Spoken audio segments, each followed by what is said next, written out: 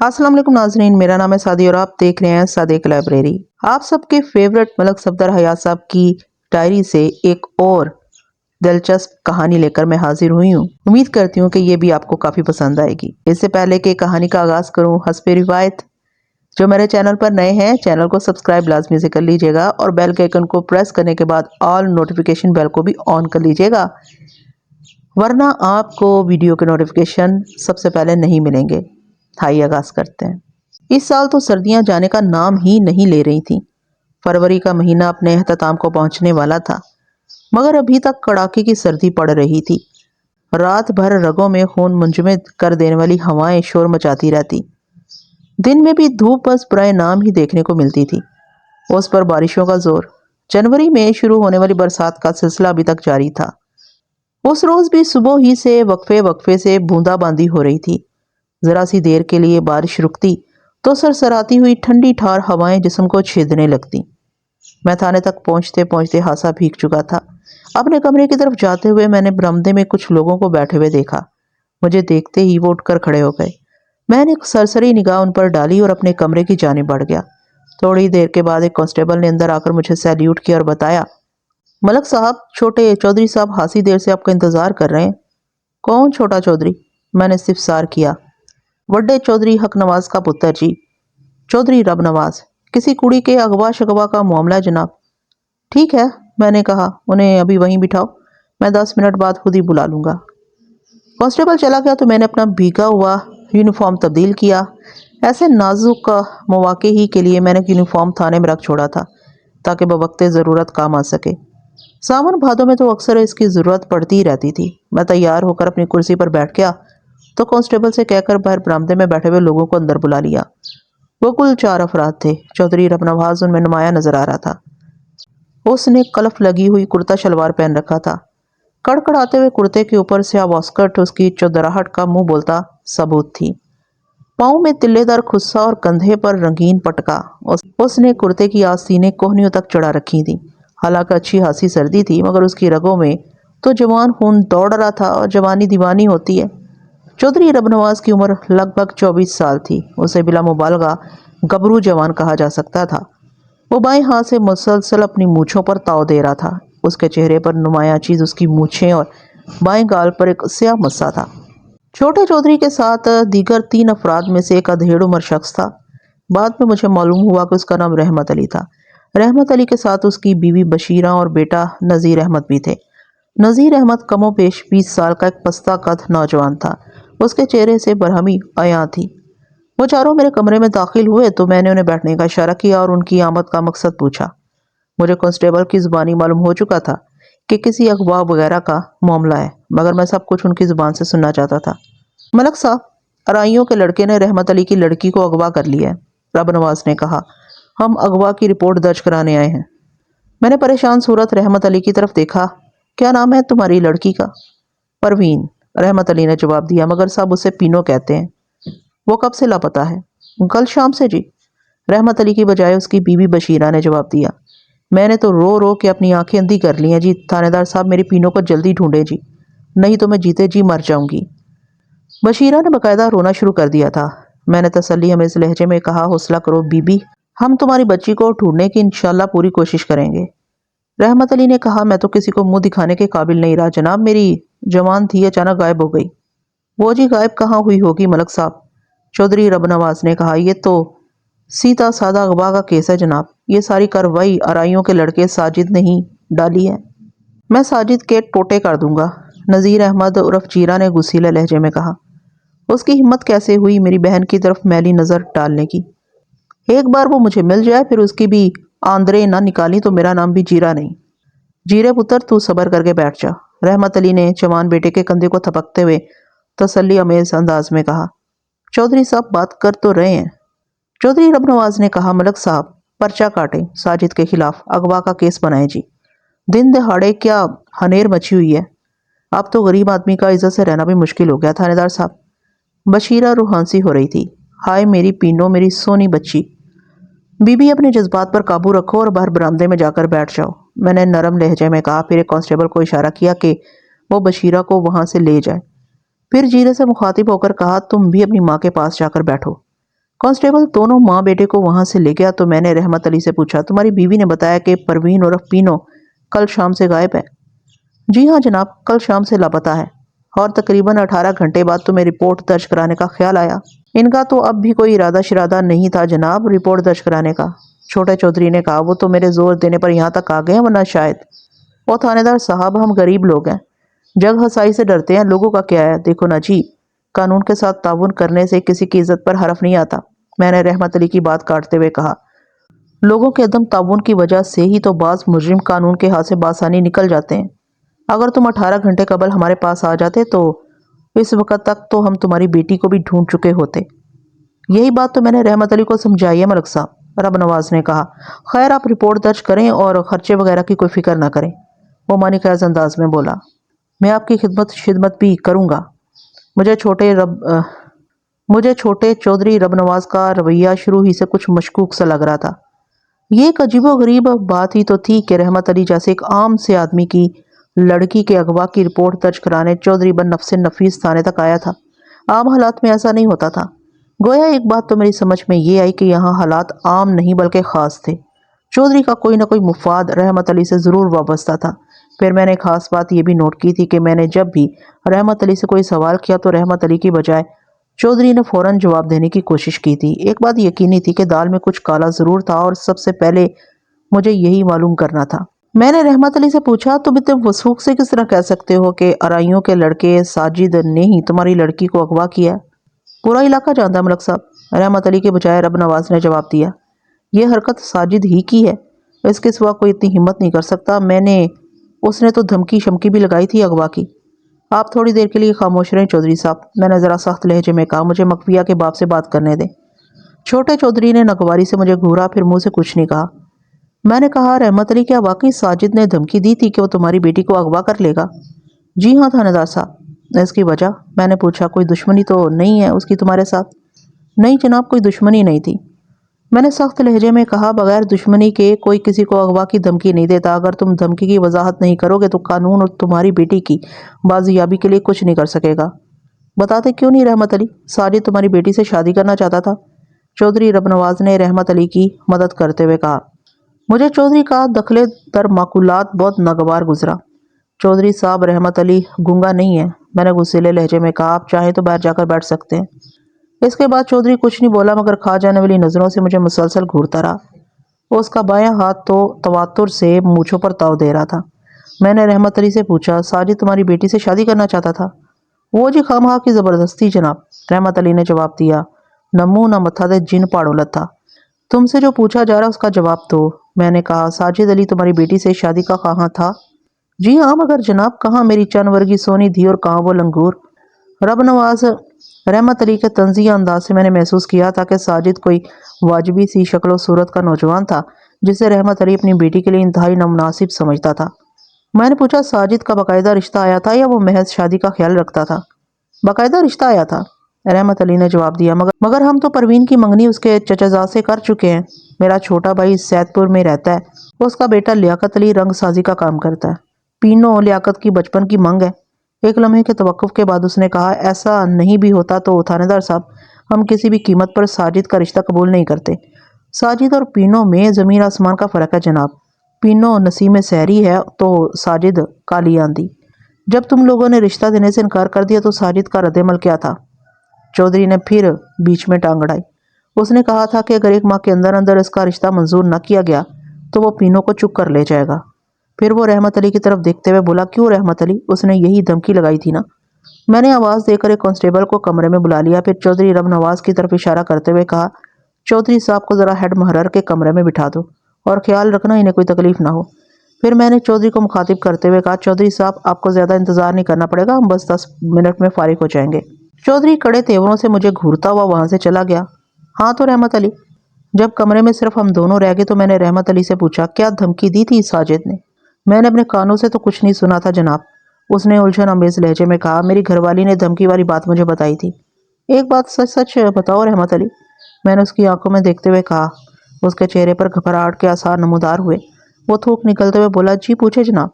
छोटा चौधरी तुम्हारी बेटी के अगवा में इतनी दिलचस्पी क्यों ले रहा है? वो जी دیکھو اگر جھوٹ بولو گے یا مجھ سے کوئی بات چھپانے کی کوشش کرو گے تو اپنے ہی حق میں برا کرو گے۔ میں نے ذرا نرم لہجے میں کہا، لڑکی تمہاری اغوا ہوئی ہے رحمت علی، مگر تم سے زیادہ فکر مند چودھری رب نواز نظر آتا ہے کہیں۔ میں نے دانستہ اپنا جملہ دھورا چھوڑ دیا تھا اور مانی خیز نظروں سے رحمت علی کے چہرے کا جائزہ لے رہا تھا۔ وہ کچھ دیر تک خاموشی سے مجھے دیکھتا رہا۔ میں نے اس کی حوصلہ افزائی کرتے ہوئے کہا، رحمت علی، اپنی بیٹی پینو کو برآمد کروانا چاہتے ہو یا نہیں؟ کیوں نہیں جناب، پینو تو میرے دل کا ٹکڑا ہے، میری آنکھوں کا نور ہے، وہ تو میرے کلیجے کی ٹھنڈک ہے۔ آپ جلد از جلد اسے تلاش کرنے کی کوشش کریں۔ تم بھی صاف صاف بتا دو چودھری کا اس معاملے سے کیا تعلق ہے؟ وہ سہمی ہوئی نظروں سے دروازے سے باہر دیکھنے لگا۔ میں واضح طور پر محسوس کر رہا تھا کہ وہ چھوٹے چودھری سے خوف زدہ تھا۔ میں نے اسے تسلی دیتے ہوئے کہا، اگر تم چودھری سے کسی وجہ سے کوئی خطرہ محسوس کرتے ہو تو اس کی فکر نہ کرو، ہمارے درمیان جو بات ہوگی وہ یہیں پر ختم ہو جائے گی۔ چودھری کے فرشتوں کو بھی اس کی خبر نہیں ہو سکے گی، تم کھل کر بات کرو۔ وہ آواز دبا کر بولا، تھانے دار صاحب، میں تو چودھری صاحب کی وجہ سے بہت پریشان ہوں، مگر کیا کروں، میری گھر والی میری پیش نہیں چلنے دیتی۔ میں نے اسے کئی بار سمجھایا ہے کہ بڑے لوگوں سے تعلقات نہیں رکھنا چاہیے، مگر وہ تو الٹی مت کی ہے، اس کی سمجھ میں ہی نہیں آتا۔ چودھری تم لوگوں سے کیا چاہتا ہے؟ دیکھو تھانے دار صاحب، لوگ خدا کے قہر سے بھی نہیں ڈرتے، یہ قیامت کی نشانیاں نہیں تو اور کیا ہے؟ کون سی قیامت رحمت علی؟ میں نے الجھے ہوئے لہجے میں پوچھا، تم خدا کے کون سے قہر کا ذکر کر رہے ہو؟ اللہ کا عذاب جی۔ وہ ایک ایک لفظ پر زور دے کر بولا، چودھری صاحب ماشاءاللہ شادی شدہ ہیں اور تو بچوں کے باپ بھی ہیں، مگر دل میں ذرا سا خوف خدا نہیں ہے۔ تم کیا کہنا چاہتے ہو رحمت علی؟ میں نے کیا کہنا سرکار؟ اس نے دروازے سے باہر نگاہ دوڑائی، پھر رازدارانہ لہجے میں بولا، یہ اپنے چھوٹے چودھری صاحب ہے نا، یہ میری پینوں سے بیاہ رچانا چاہتے ہیں۔ میرا اندازہ خاصی حد تک درست ثابت ہوا تھا۔ میں نے سوال کیا، اور تمہاری گھر والی اس رشتے کے لیے راضی بھی ہے؟ یہی تو میری بدقسمتی ہے جناب، رحمت علی نے کہا، چودھری صاحب ہم پر احسان کیے چلے جا رہے ہیں۔ آپ دیکھیں نا سرکار، میرا جی رہا ایک عرصے سے بیکار تھا، چودھری رب نواز نے اب اسے تانگا گھوڑا بنوا کر دیا ہے، اب جی رہا چودھری صاحب کا بیدام کا غلام بنا ہوا ہے۔ پینوں کے لیے وہ سونے کے گہنے بنوا لائے، میرے ہزار منع کرنے کے باوجود بھی بشیرہ نے وہ گہنے لے کر رکھ لیے۔ پینوں کو تو چودھری کی شکل سے نفرت ہے، وہ تو اس کا نام تک سننا گوارا نہیں کرتی، اور اب جانے جی اس سارے پواڑے کا انجام کیا ہوگا۔ رحمت علی خاموش ہوا تو میں نے پوچھا، کیا بڑے چودھری حق نواز کو اس بات کا پتہ ہے کہ ان کا بیٹا دوسری شادی کی تیاریاں کر رہا ہے؟ وہ بولا، نہیں جناب، یہ سارا معاملہ تو ابھی تک خفیہ ہی چل رہا ہے، بلکہ چھوٹے چودھری صاحب نے کہا ہے کہ اس بات کی ہوا بڑے چودھری کو نہیں لگنا چاہیے، ورنہ وہ ہمارے ساتھ برا سلوک کرے گا۔ چھوٹے چودھری نے میری گھر والی سے وعدہ کیا ہے کہ وہ پینوں کے لیے علیحدہ مکان لے گا اور زندگی بھر اسے ذرا سی بھی تکلیف نہیں ہونے دے گا۔ میں نے پوچھا، اگر تمہاری مرضی کے برخلاف اور تمہاری گھر والی کے منشا کے عین مطابق پینوں کی شادی چودھری رب نواز سے ہو جائے تو اس کا رد عمل کیا ہوگا؟ وہ خودکشی کر لے گی جناب، وہ دل گرفتہ لہجے میں بولا، اپنی جان دے گی، مگر چودھری رب نواز سے شادی نہیں کرے گی۔ کیا چودھری رب نواز پینوں کے دلی جذبات سے آگاہ ہے؟ جی ہاں جناب۔ کیا وہ جانتا ہے کہ پینوں اسے ناپسند کرتی ہے؟ پینوں کئی بار واضح الفاظ میں اپنی ناپسندیدگی کا اظہار کر چکی ہے۔ میں نے کہا، اس کا مطلب ہے کہ چودھری رب نواز پینوں کو حاصل کرنے کے لیے اغوا بھی کروا سکتا ہے۔ وہ دیدے گھماتے ہوئے بولا، یہ کیا کہہ رہے ہیں جناب؟ میں نے اس کے سوال کو نظر انداز کرتے ہوئے پوچھا، کیا ساجد سے تم لوگوں کی کوئی ذاتی دشمنی ہے؟ نہیں جناب، بس وہ رشتے والی بات۔ میں نے ہاتھ کے اشارے سے اسے مزید بولنے سے روک دیا، پھر کہا، شادی کی بات کوئی جرم نہیں، کوئی بھی شخص کسی بھی گھر میں شادی کا پیغام بھیج سکتا ہے۔ ساجد کے گھر والوں نے پینوں کا رشتہ مانگ کر کوئی جرم تو نہیں کیا؟ اور وہ دھمکی جناب؟ رحمت علی نے بات شروع کی ہی تھی کہ باہر سے اچانک شور کی آواز آنے لگی۔ کچھ لوگ تیز آواز میں باتیں کر رہے تھے، پھر دو عورتوں کے آپس میں لڑنے اور کوسنے کی آوازیں آنے لگیں۔ وہ ایک دوسرے کو بے لباس گالیوں میں تول رہی تھیں۔ میں نے آواز پہچان لی، وہ بشیرہ تھی جو کسی دوسری عورت کی 7 پشتیں پن رہی تھی۔ میں اپنے کمرے سے نکل کر باہر کی صورتحال کا جائزہ لینے کا ارادہ کر ہی رہا تھا کہ ایک ASI نے اندر آ کر بتایا، ملک صاحب باہر تو لمبا ہی سین ہو گیا ہے۔ رحمت علی نے کہا، مجھے تو بہار بی بی کی آواز آ رہی ہے۔ کون بہار بی بی؟ میں نے پوچھا۔ ساجد کی ماں جی، رحمت علی نے بتایا، بڑی لڑاکا عورت ہے، پورے محلے کو وقت میں ڈال رکھا ہے جناب۔ میں جلدی سے باہر آیا، رحمت علی اور ASI میرے پیچھے ہی کمرے سے نکل آئے تھے۔ میں نے اپنی زندگی میں بڑے بڑے مجرموں کا ٹکراؤ دیکھا تھا، کئی بار مجھے بھی خطرناک مجرموں سے دو دو ہاتھ کرنے کا موقع ملا تھا، مگر ایسا منظر میری آنکھوں نے اس سے بیشتر کہیں نہیں دیکھا تھا۔ مغویہ پروین عرف پینوں کی ماں بشیرہ اور ملزم ساجد کی ماں بہار بی بی آپس میں گتھم گتھا تھی۔ ابھی تھوڑی دیر پہلے رحمت علی نے بہار بی بی کے بارے میں جن خیالات کا اظہار کیا تھا، مجھے ان کی صداقت پر یقین آ گیا۔ بہار بی بی واقعی کسی جنگجو گوریلے کے مانند برسرِ پیکار تھی۔ میں نے دیکھا بہار بی بی نے بشیرہ کے سر کے بالوں کو اپنی مٹھیوں میں بڑی مضبوطی سے بھینچ رکھا تھا اور زور زور سے جھٹکے دیتے ہوئے چلا رہی تھی، میرا نام بہار بی بی ہے، نامراد یاد رکھ، میں تیری زندگی پر فضاں طاری کر دوں گی۔ اب اور کیا کسر رہ گئی ہے؟ میری بیٹی کو تو اغوا کروا لیا۔ بشیرہ اپنے بالوں کو چھڑاتے ہوئے کراہی، بکواس نہ کر، ناس ماری۔ بہار بی بی نے دھاڑ کر کہا، تو نے اپنی 13 تالنی پینوں کے یار چودھری رب نواز کی مدد سے میرے ساجد کو اٹھوا دیا، میں تیری آنے والی نسلوں کا صفایا پھیر دوں گی۔ نذیر احمد عرف جیرا اپنی ماں کی مدد کے لیے دوڑ پڑا۔ ادھر ساجد کا باپ فضل دین بھی بیچ میں کود پڑا۔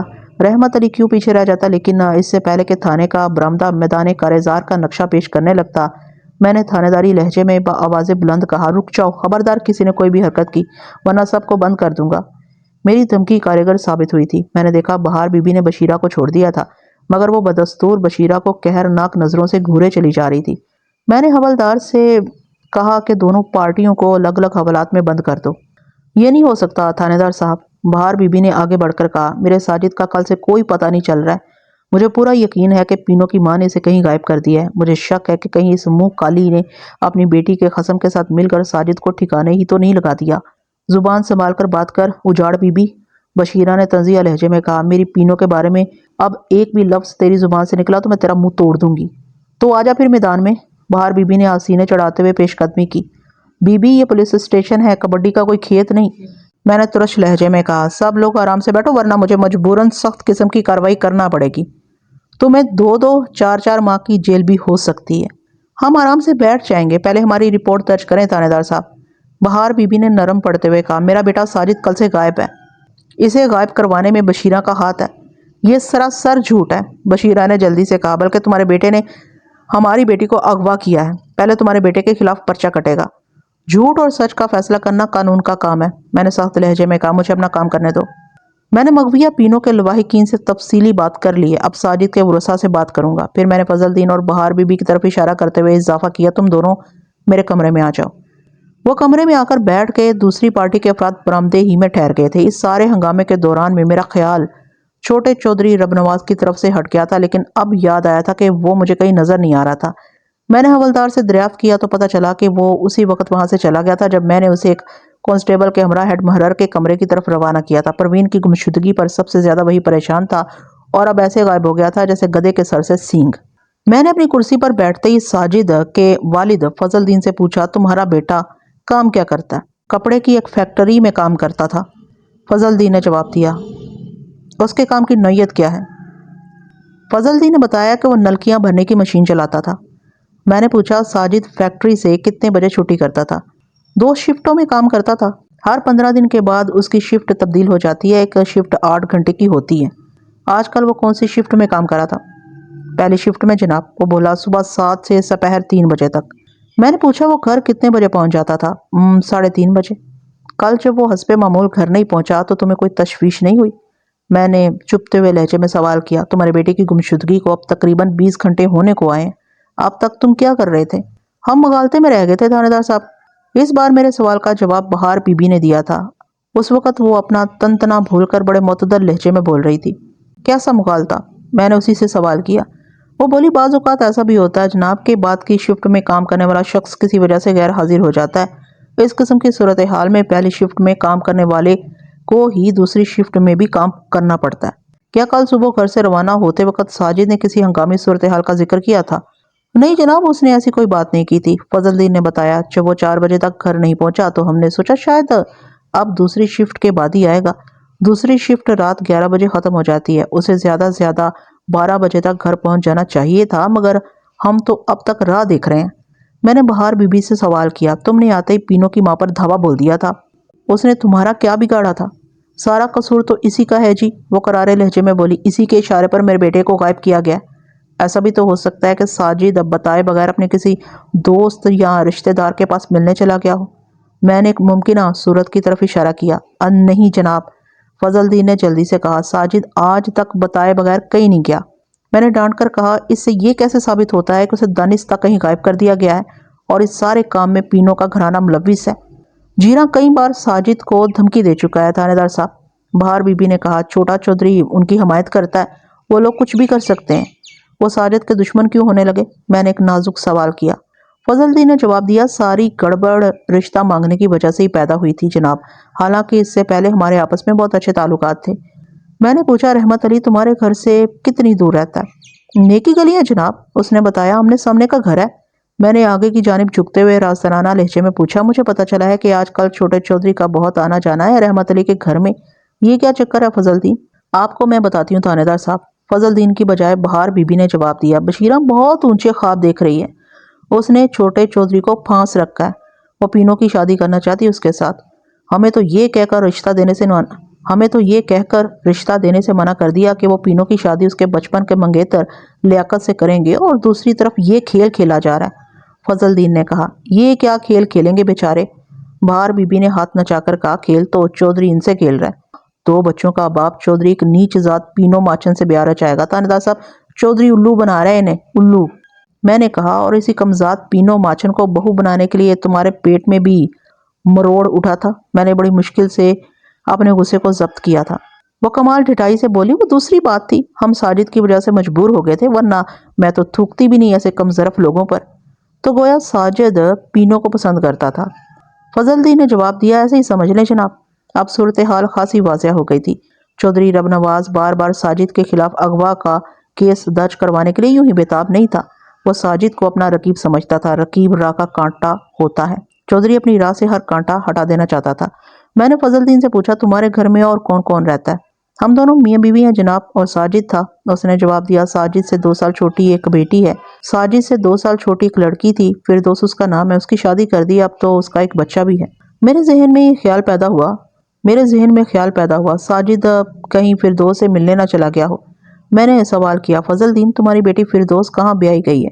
उसकी ससुराल लाहौर में है जी, नौलखा बाजार में मेरे जवाई की दूध दही की दुकान है।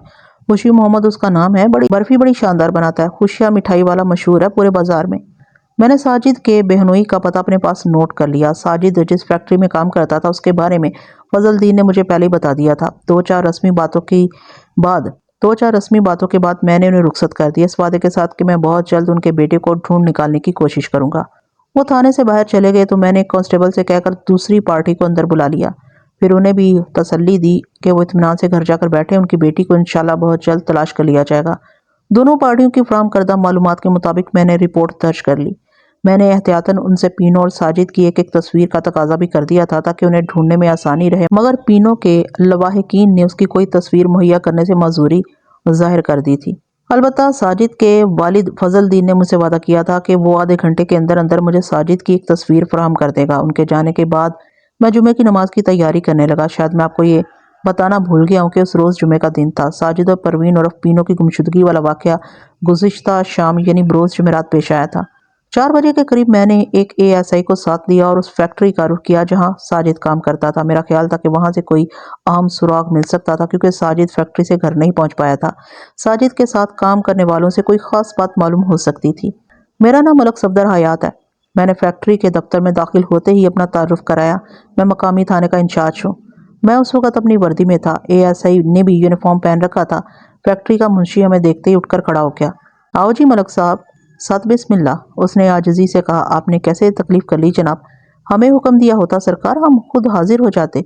उसने हमें बैठने की दावत दी और जब तक हम बैठ नहीं गए वो खड़ा ही रहा। इस किस्म की छोटी मोटी फैक्ट्रियों में मालिक के बाद मुंशी ही सब कुछ होता है। उसकी हैसियत जनरल मैनेजर किसी होती है और फैक्ट्री के अंदरूनी और बैरूनी मामलात में उसका पूरा पूरा दखल होता है। मलक साहब, चाय चलेगी या आपके लिए बोतलें मंगवाऊं? हम बैठ चुके तो उसने खुश हलाकी से हमारी खातर तवाज़ो का इरादा जाहिर किया। वैसे मौसम तो चाय का ही हो रहा है, क्या ख्याल है, मलाई वाली चाय मंगवाई जाए? मैंने हाथ के इशारे से उसे मना करते हुए कहा, नहीं नहीं मुंशी जी, इसकी कोई ज़रूरत नहीं है। फिर मैंने अपनी आमद का मकसद जाहिर करते हुए बताया, इस वक्त हम बहुत जल्दी में हैं, एक ज़रूरी काम से यहाँ आए हैं, हमें कुछ ज़रूरी मालूमात चाहिए। चाय पानी फिर कभी पी लेंगे। जो हुक्म सरकार। मुंशी ने कहा, फरमाए, मैं आपकी क्या खिदमत कर सकता हूँ? इस फैक्ट्री में साजिद नामी एक लड़का काम करता है। मैंने कहा, शायद नलकियाँ भरने वाली मशीन पर उसकी ड्यूटी है। मुंशी ने कहा, वो लड़का कहाँ है जनाब? अच्छा खासा जवान है, पूरे 23 बरस का है, मगर बात क्या है, आप उसके बारे में क्यों पूछ रहे हैं? वो कल फैक्ट्री से घर नहीं पहुंचा। मैंने सूरत हाल की वजाहत करते हुए कहा, अभी तक लापता है। थाने में उसके वालिदैन ने उसकी गुमशुदगी की रिपोर्ट दर्ज कराई है। ये तो वाकई तशवीश की बात है। मुंशी के चेहरे पर परेशानी के आसार नमूदार हुए। वो कुछ सोचते हुए बोला, आप 1 मिनट ठहरें, मैं अभी पता करके बताता हूँ। ہمیں دفتر میں بٹھا کر وہ فیکٹری کے اندر چلا گیا۔ اس کی واپسی 2-3 منٹ بعد ہوئی۔ وہ آیا تو اس کے ساتھ 15-16 سال کا ایک غریب صورت لڑکا بھی تھا۔ لڑکے کا نام منشی نے اصغر بتایا، پھر کہا کہ یہ ساجد کے ساتھ ہی کام کرتا ہے۔ اس کا کہنا ہے کہ ساجد کل دوپہر ہی کو فیکٹری سے چلا گیا تھا اور آج بھی نہیں آیا۔ یہ بات آپ کو معلوم نہیں تھی؟ میں نے منشی سے پوچھا۔ حیرت ہے آپ کو تو فیکٹری کے چھوٹے سے چھوٹے معاملے کی خبر ہونی چاہیے۔ بجا فرمایا سرکار، وہ لجاجت سے بولا۔ میں کل صبح لاہور چلا گیا تھا، دھاگے کے معاملے میں ایک پارٹی سے ملاقات کرنی تھی۔ بابو جی کچھ دن کے لیے ضروری کام سے لنڈی کوتل اور بازار کی طرف گئے ہوئے ہیں۔ ان کی غیر موجودگی میں یہاں کے سارے معاملات بھی مجھے ہی دیکھنے پڑ رہے ہیں۔ میں ابھی 1 گھنٹہ پہلے لاہور سے آیا ہوں۔ اچھا ٹھیک ہے، میں نے کہا۔ پھر اصغر نامی لڑکے سے پوچھا، ساجد کل کتنے بجے گھر چلا گیا تھا؟ 1 بجے کا وقت ہوگا جناب۔ اس نے جلدی جانے کی کوئی وجہ بھی بتائی تھی؟ اصغر نے بتایا، نہیں جناب، کوئی خاص وجہ نہیں بتائی تھی، حالانکہ میں نے پوچھا بھی تھا، مگر اس نے بس اتنا کہا کہ اس کا کام میں جی نہیں لگ رہا، اس لیے وہ گھر جا کر آرام کرنا چاہتا ہے۔ مجھے اندازہ ہو گیا تھا کہ اصغر سے کوئی کام کی بات معلوم نہیں ہو سکتی تھی۔ میں نے اس کے ساتھ وقت ضائع کرنے کی بجائے منشی سے پوچھا، ساجد نے پہلے بھی کبھی ایسی حرکت کی تھی؟ منشی نے الجھن آمیز نگاہوں سے میری جانب دیکھا۔ میں نے اپنی بات کی وضاحت کرتے ہوئے کہا، میرا مطلب ہے وہ پہلے بھی کبھی وقت سے پہلے گھر جاتا رہا ہے۔ ایسا کبھی کبھار ہوا ہے، منشی نے جواب دیا، مگر عام طور پر ساجد نے ہمیشہ وقت کی پابندی کی ہے۔ میں نے اصغر نامی لڑکے سے کہا کہ وہ وہاں سے چلا جائے۔ جب وہ فیکٹری کے اندرونی حصے کی طرف چلا گیا تو میں نے منشی سے دریافت کیا، ویسے ساجد کیسا لڑکا ہے؟ اس کا رکھ رکھاؤ کیسا ہے؟ میں اسے یہ بات نہیں بتانا چاہتا تھا کہ ساجد پر پینوں کے اغوا کا شبہ کیا جا رہا تھا۔ وہ بولا، بہت شریف لڑکا ہے جناب، ہم نے کبھی اس کی کوئی شکایت نہیں سنی۔ اس کی کسی سے دشمنی تو نہیں تھی؟ منشی نے چند لمحے سوچنے کے بعد جواب دیا، نہیں جناب، ایسی کوئی بات میرے علم میں نہیں ہے۔ میں نے استفسار کیا، آپ کے خیال میں وہ کہاں جا سکتا ہے؟ وہ نفی میں سر ہلاتے ہوئے بولا، میں اس بارے میں کیا بتا سکتا ہوں۔ میں اٹھ کر کھڑا ہو گیا۔ ٹھیک ہے منشی صاحب، ہم چلتے ہیں اب، ہمیں ابھی اور بہت سے ضروری کام نپٹانا ہے۔ آپ کو ساجد کے بارے میں کسی بھی قسم کی کوئی اطلاع یا سنگن ملے تو فوراً ہمیں سے آگاہ کریں۔ آپ بالکل بے فکر رہیں مائی باپ۔ منشی بھی اٹھ کر کھڑا ہو گیا، پھر فیکٹری کے دروازے تک ہمیں چھوڑنے کے لیے ساتھ آیا۔ تھانے کی طرف واپس جاتے ہوئے میں نے اپنے ساتھی ASI سے پوچھا، کیا خیال ہے نزاکت شاہ، پینو واقعی اغوا ہوئی ہے یا کوئی اور ہی چکر ہے؟ وہ بولا، ملک صاحب مجھے تو کوئی اور ہی چکر لگتا ہے۔ ایک لمحے کے توقف کے بعد اس نے کہا، میری ماں نے تو چھوٹے چودھری کو گرفتار کر کے حوالات میں بند کر دے، پینٹی شنٹی چڑھے گی تو پر بولنے لگے گا۔ تمہارا مطلب ہے چودھری رب نواز پینو کے اغوا میں پوری طرح ملوث ہے؟ اس نے پر اعتماد لہجے میں جواب دیا، مجھے تو پورا یقین ہے جناب، یا تو چھوٹے چودھری نے خود ہی پینو کا اغوا کروایا یا پھر وہ اس کی گمشدگی کے بارے میں کچھ نہ کچھ ضرور جانتا ہے۔ اور ساجد کے بارے میں کیا کہتے ہو؟ نزاکت شاہ بولا، مجھے تو اس معاملے میں وہ بے قصور ہی نظر آتا ہے جی۔ میں نزاکت شاہ کے اس خیال سے اس حد تک تو متفق تھا کہ پینو کے اغوا میں ساجد کا ہاتھ نہیں ہو سکتا تھا، مگر اس کی روح پوشی مجھے تشویش میں مبتلا کر رہی تھی۔ کبھی کبھی تو مجھے بہار بی بی کے بیان کردہ خدشات پر یقین سا ہونے لگتا تھا کہ کہیں چودھری نے رقابت کے جذبات سے مغلوب ہو کر ساجد کو ٹھکانے ہی نہ لگا دیا ہو۔ اس بات کی تصدیق ساجد کے باپ فضل الدین نے بھی کی تھی کہ ساجد پینو کو پسند کرتا ہے، اور یہ پسندیدگی محبت کی حدوں کو چھوتی تھی۔ چودھری کی منظور نظر کو چاہنے والا کوئی بھی شخص چودھری کو گوارا نہیں ہو سکتا تھا۔ دونوں گمشدگان افراد میں سے کسی ایک کا بھی سراغ مل جاتا تو تفتیش کی گاڑی آگے بڑھ سکتی تھی۔ نزاکت شاہ کی آواز نے مجھے خیالات سے چونکا دیا۔ وہ پوچھ رہا تھا، ملک صاحب اب کیا ارادہ ہے؟ آپ کا حکم ہو تو چھوٹے چودھری کو اٹھا لائیں۔ اس کام میں جلد بازی اچھی ثابت نہیں ہوگی نزاکت شاہ، میں نے گھمبیر لہجے میں جواب دیا۔ ہماری ذرا سی بے احتیاطی چودھری کو چوکنا کر دے گی۔ ہمارے مفروضے کے مطابق اگر پینو کے اغوا میں چھوٹے چودھری کا ہاتھ ہے تو ہماری پیش قدمی سے وہ محتاط ہو جائے گا، پھر پینو کی بازیابی کا عمل بہت کٹھن ہو جائے گا۔ ہمیں بہت سوچ سمجھ کر چودھری رب نواز پر ہاتھ ڈالنا ہوگا۔ بات تو آپ کی دل کو لگتی ہے، نزاکت شاہ نے مدبرانہ انداز میں کہا، مگر ہم ہاتھ پر ہاتھ دھرے بھی تو نہیں بیٹھ سکتے ملک صاحب، ہمیں سر دست کچھ نہ کچھ تو کرنا ہی ہوگا۔ میں نے کہا، ہم کچھ نہ کچھ نہیں بلکہ بہت کچھ کریں گے، اور اب بھی کریں گے۔ تم اس تھانے میں ابھی نئے آئے ہو، دیکھتے جاؤ آگے آگے کیا ہوتا ہے۔ میری تفتیش کا انداز بہت مختلف ہے، کچھ عرصہ ساتھ رہو گے تو بہت کچھ سیکھ جاؤ گے۔ معمولی سے معمولی بات بعض اوقات پورے کیس کا نقشہ بدل دیتی ہے۔ ہم تھانے پہنچے تو مغرب کی اذان ہو رہی تھی۔ دوپہر کے بعد سے بارش تو تھم چکی تھی، مگر ٹھنڈی ہواؤں نے ہر چیز کو برف کا بنا دیا تھا۔ تھانے میں داخل ہوتے ہی مجھے حوالدار فرمان علی نے مطلع کیا کہ فضل الدین اپنے بیٹے ساجد کی تصویر دیکھ گیا تھا۔ اس نے کچھ دیر میرا انتظار کیا، پھر واپس چلا گیا تھا۔ ساجد کی تصویر دیکھتے ہی مجھے ایک جھٹکا سا لگا۔ وہ بلا شبہ ایک بدصورت نوجوان تھا، چھوٹی سی ناک، موٹے موٹے اور بھدے سے ہونٹ اور آنکھیں اندر کو دھسی ہوئی۔ اس کے چہرے پر سب سے نمایاں چیز اس کی پیشانی پر موجود زخم کا نشان تھا، جو پیشانی کے وسط سے شروع ہو کر دائیں آنکھ تک چلا گیا تھا۔ بعد میں مجھے بہار بی بی کی زبانی معلوم ہوا تھا کہ ساجد کو وہ زخم لڑک پن میں گلی ڈنڈا کھیلنے کے دوران میں آیا تھا۔ تصویر میں ساجد کے کان بھی معمول سے زیادہ بڑے دکھائی دے رہے تھے۔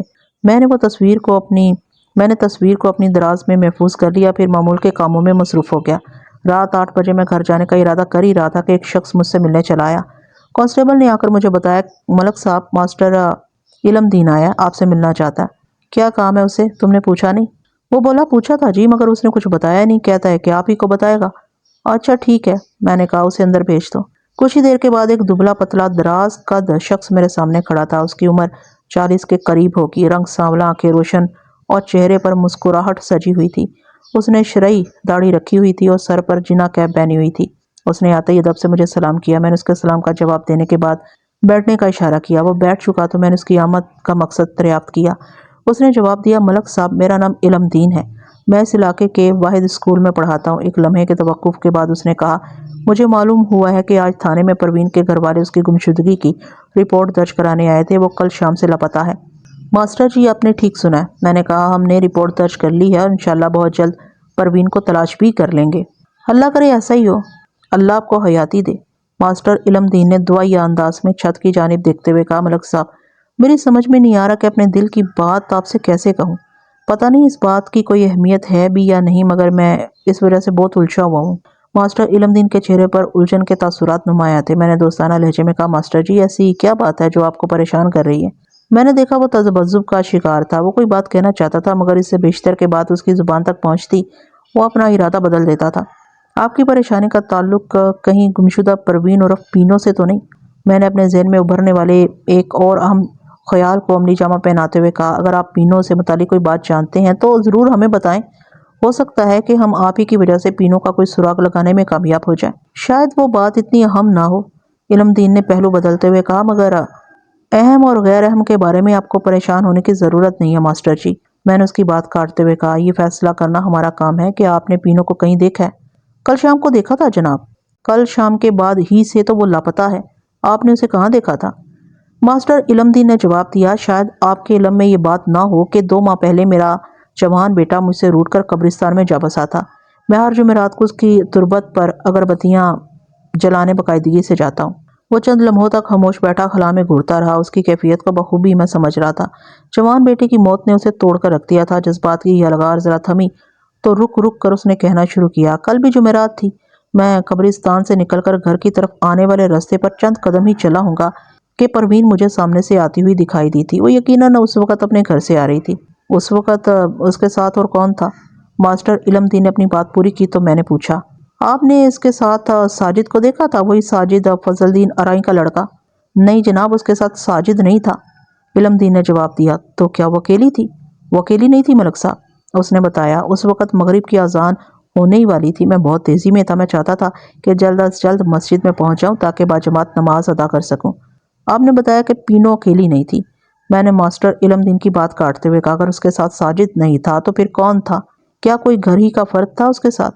اس کے ساتھ اللہ رکھی تھی، اس نے بتایا، اور اسی بات نے مجھے پریشان کر رکھا ہے ملک صاحب۔ اللہ رکھی کوئی اچھی عورت نہیں ہے۔ ہمارے علاقے کے شرفا کی رائے اس کے بارے میں بہت خراب ہے۔ آپ فیقے کی گھر والی کی بات کر رہے ہیں؟ میں نے پوچھا۔ وہ جلدی سے بولا، جی ہاں ملک صاحب، وہی اللہ رکھی۔ میں اللہ رکھی اور فیقے کو اچھی طرح جانتا تھا۔ رفیق اور فیقہ چھوٹی موٹی وارداتوں کے سلسلے میں کئی بار جیل میں جا چکا تھا۔ اسے چھوٹے چودھری رمنواز کی پشت پناہی حاصل تھی۔ حیرت کی بات یہ تھی کہ آج تک اس نے اپنے علاقے میں کوئی بھی خلاف قانون حرکت نہیں کی تھی۔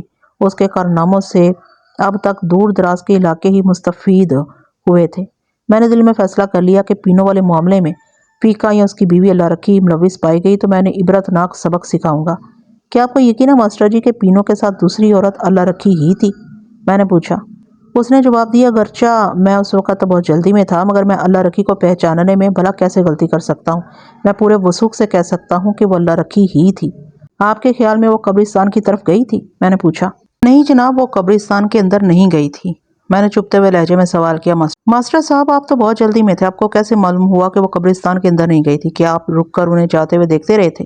ایسی کوئی بات نہیں جناب، ماسٹر علم دین نے روکھے لہجے میں جواب دیا۔ اسے میرا سوال ناگوار گزرا تھا۔ اس نے بتایا، میرے پاس وقت بہت کم تھا، میں ایک لمحے کے لیے بھی نہیں رک سکتا تھا۔ وہ تو اللہ رکھی کو دیکھ کر میرے دل میں ایک تجسس سا پیدا ہو گیا تھا۔ اسی تجسس کے ہاتھوں مجبور ہو کر میں نے ایک بار پھر پلٹ کر دیکھ لیا تھا۔ اللہ رکھی اور پینو قبرستان سے بہت آگے نکل گئی تھیں۔ میرے ذہن میں خطرے کی گھنٹیاں بجنے لگی۔ قبرستان سے آگے تو بڑی نہر تھی۔ وہ دونوں نہر کی جانب کیا لینے جا رہی تھیں، اور پھر شام کے وقت، اور شام بھی سردیوں کی۔ میرا دماغ بہت تیزی سے کام کر رہا تھا۔ پینو کی گمشدگی میں بلا واسطہ اور بالواسطہ اللہ رکھی کا ہاتھ نظر آ رہا تھا، بشرطے کہ ماسٹر علم دین نے جو کچھ بتایا تھا وہ مبنی پر سچ ہو۔ میرا اندازہ یہ تھا کہ علم دین نے دروغ گوئی سے کام نہیں لیا ہوگا۔ میں نے ماسٹر علم دین کا شکریہ ادا کیا اور اسے ہدایت کر دی کہ ان باتوں کا ذکر کسی اور سے نہ کرے۔ پھر 2-4 رسمی باتوں کے بعد میں نے اسے رخصت کر دیا۔ پینو کی گمشدگی کی کڑیاں ایک ایک کر کے مل رہی تھیں۔ اس سلسلے میں چھوٹے چودھری رب نواز اللہ رکھی اور اس کے شوہر رفیق اور رفیقہ کی ذات شکوک و شبہات کے دائرے میں نظر آتی تھی، مگر دوسری جانب ساجد کو بھی نظر انداز نہیں کیا جا سکتا تھا، لیکن اس کے بارے میں ابھی تک کوئی سراغ نہیں مل سکا تھا۔ اس کی گمشدگی ہنوز پردہ اسرار میں تھی۔ میں نے فیصلہ کیا کہ کل ASI نزاکت شاہ کو ساجد کے بہنوئی خوشیہ کا ایڈریس دے کر لاہور بھیجوں تاکہ معلوم ہو سکے کہ کہیں وہ وہاں تو نہیں پہنچ گیا۔ میں خود کل اللہ رکھی سے پوچھ گچھ کرنا چاہتا تھا اور بڑے چودھری حق نواز سے ملنا بھی بہت ضروری تھا۔ دوسرے روز میں تھانے پہنچا تو حوالات میں نذیر عرف جیرا کوچوان کو دیکھ کر حیران رہ گیا۔ اس کے ساتھ 22-23 سال کا ایک اور نوجوان بھی تھا جو سر جھکائے ایک کونے میں اکڑوں بیٹھا تھا۔ میری آمد پر اس نے سر اٹھا کر میری جانب دیکھا تو میں ٹھٹک کر رہ گیا۔ میں نے پہلی ہی نظر میں اسے پہچان لیا، وہ ساجد تھا۔ وہ اس وقت بڑی خراب حالت میں تھا۔ اس کے چہرے پر مجھے تازہ بتازہ چوٹوں کے نشان نظر آ رہے تھے۔ ایسا دکھائی دیتا تھا جیسے خوب اچھی طرح کسی نے اس کی دھلائی کی ہو۔ بعض زخموں سے خون بھی رس رہا تھا۔ میرے استفسار پر حوالدار فرمان علی نے بتایا کہ ابھی آدھا گھنٹہ پہلے ساجد اور جیرے کو لاری اڈے والے تانگا سٹینڈ سے گرفتار کیا گیا تھا۔ وہ بری طرح ایک دوسرے پر چھپٹ رہے تھے، تاہم نذیر عرف جیرا کا پلہ بھاری تھا۔ وہ بڑی بے دردی سے ساجد کو زد و کوب کر رہا تھا۔ ساجد کا انداز دفاعی تھا۔ اس کی سمجھ میں نہیں آ رہا تھا کہ وہ اچانک کس مصیبت میں گرفتار ہو گیا تھا۔ ایک کانسٹیبل نے انہیں گتھم گتھا دیکھا تو پکڑ کر تھانے لے آیا اور حوالات میں بند کر دیا۔ انہیں جیرے کے تانگے ہی میں تھانے لایا گیا تھا۔ میں نے تھانے کی دیوار کے ساتھ ایک تانگا کھڑا دیکھا تھا، وہ یقیناً جیرے ہی کا تانگا تھا۔ فرمان علی نے مجھے بتایا، ملک صاحب، ہم نے ملزم ساجد کو گرفتار کر لیا ہے، اب آپ ہی کا انتظار کر رہے تھے۔ میں نے حوالدار سے پوچھا، سرفراز احمد کدھر ہے؟ سرفراز احمد ہیڈ محرر کا نام تھا، وہ مجھے کہیں نظر نہیں آ رہا تھا۔ وہ تو ابھی نہیں آیا ملک صاحب، حوالدار نے جواب دیا۔ اچھا ٹھیک ہے، میں نے کہا تم ساجد کو لے کر میرے کمرے میں آ جاؤ۔ Okay sir. اور ہاں، جیرے کو ابھی نہیں نکالنا، ابھی اس کا بیان بھی ہوگا۔ میں اپنے کمرے میں آ کر بیٹھا ہی تھا کہ حوالدار ساجد کو لے کر آیا۔ اس کے ہاتھوں میں ہتھ کڑی لگی ہوئی تھی۔ اس کی چال میں واضح طور پر میں نے نکاہت محسوس کی تھی۔ وہ میری میز کے سامنے آ کر کھڑا ہو گیا، پھر میز کے سامنے رکھی ایک کرسی پر انہوں نے دونوں ہاتھ ٹکا دیے۔ اوئے، سیدھا کھڑا ہو جا، حوالدار نے پیچھے سے اس کی گردن پر ایک جھانپڑ رسید کرتے ہوئے کہا۔ یہ تھانہ ہے بچو، تیرے مامے کا واڑا نہیں ہے۔ اس کے ہونٹوں سے ایک دبی دبی کراہ برآمد ہوئی، پھر وہ کرسی کو چھوڑ کر سیدھا کھڑا ہو گیا۔ اوئے، کدھر تھا تو پرسوں شام سے؟ میں نے خالص تھانے دارانہ لہجے میں پوچھا۔ تیری بیبے نے یہاں آفت مچا رکھی ہے تھانے میں، وہ رو دینے والے لہجے میں گویا ہوا۔ میں ایک مصیبت میں پھنس گیا تھا جناب۔ مصیبت کے گھوڑے ہمیں چراتا ہے، میں نے ڈانٹ کر کہا۔ اپنی پینو کو کہاں چھوڑائے ہو؟ پینو کے ذکر پر اس نے تعجب خیز نگاہوں سے میری جانب دیکھا، پھر بولا، پینو کو کیا ہوا ہے؟ حوالدار نے اس کی کمر پر ایک دھموکا رسید کرتے ہوئے سخت لہجے میں کہا۔ اوئے، ہم سے الٹا سوال کرتا ہے؟ تم نے پینو کو اغوا کیا ہے، ہم نے پینو کو تمہارے اندر سے برآمد کرنا ہے۔ فرمان علی کا مکہ کھانے کے بعد وہ آگے کی طرف گرا تھا۔ اس کا سر میری میز سے ٹکرایا اور وہ پھوٹ پھوٹ کر رونے لگا۔ کیا زنانیوں کی طرح روں روں کر رہے ہو؟ میں نے اپنے رولر سے اس کے سر کو بجایا۔ اٹھ کر کھڑے ہو جاؤ اور سچ سچ بتاؤ، پینو کہاں ہے؟ میں پینو کے بارے میں کچھ نہیں جانتا جناب، وہ گھگیانے لگا۔ میں تو خود بڑی مشکل سے جان چھڑا کر یہاں پہنچا ہوں۔ یہ ایسے نہیں مانے گا ملک صاحب، فرمان علی نے کہا۔ آپ اسے میرے حوالے کر دیں، میں اس کے سارے کس بل نکال دوں گا۔ اور رب کی قسم میں سچ کہہ رہا ہوں تھانے دار صاحب، وہ روتے ہوئے بولا۔ مجھے پینو کے بارے میں کچھ معلوم نہیں۔ جمعرات کو میں نے اسے دیکھا تھا، اس کے بعد تو میں فیکٹری چلا گیا تھا، اور جمعرات کے فیکٹری گئے تم ابھی واپس لوٹ کر آ رہے ہو۔ میں نے طنزیہ لہجے میں کہا، بڑی لمبی لمبی شفٹوں میں کام کر رہے ہو تم آج کل۔ نہیں جناب، فیکٹری سے تو اس دن میں نے دوپہر ہی کو چھٹی کر لی تھی، پھر پینو کو لے کر غائب ہو گئے تھے۔ نہیں تھانے دار صاحب، میں تو ایسا سوچ بھی نہیں سکتا۔ میں نے پوچھا، پھر تم اب تک کہاں تھے؟ میرے سوال کے جواب میں کہاں کی وضاحت کرتے ہوئے اس نے ایک تفصیلی بیان دیا تھا۔ میں اس کے بیان سے غیر ضروری باتوں کو حذف کر کے قارئین کی دلچسپی کو ملحوظ خاطر رکھتے ہوئے اپنے الفاظ میں تحریر کر رہا ہوں۔ پروین اور پینو کے گھر والوں نے جب ساجد کا رشتہ ٹھکرا دیا تو ساجد کے دل پر ایک چوٹ سی لگی تھی۔ وہ پینو کو دل کی گہرائیوں سے چاہتا تھا، مگر اس نے کبھی کھل کر اپنی چاہت کا اظہار نہیں کیا تھا۔ اس کی سب سے بڑی وجہ ساجد کے دل میں جاگزیں خوف تھا۔ پینو ایک خوبصورت اور دلکش لڑکی تھی، اس کے مقابلے میں ساجد خود کو بہت کمتر سمجھتا تھا۔ اس کی سب سے بڑی وجہ ساجد کے دل میں جاگزیں خوف تھا۔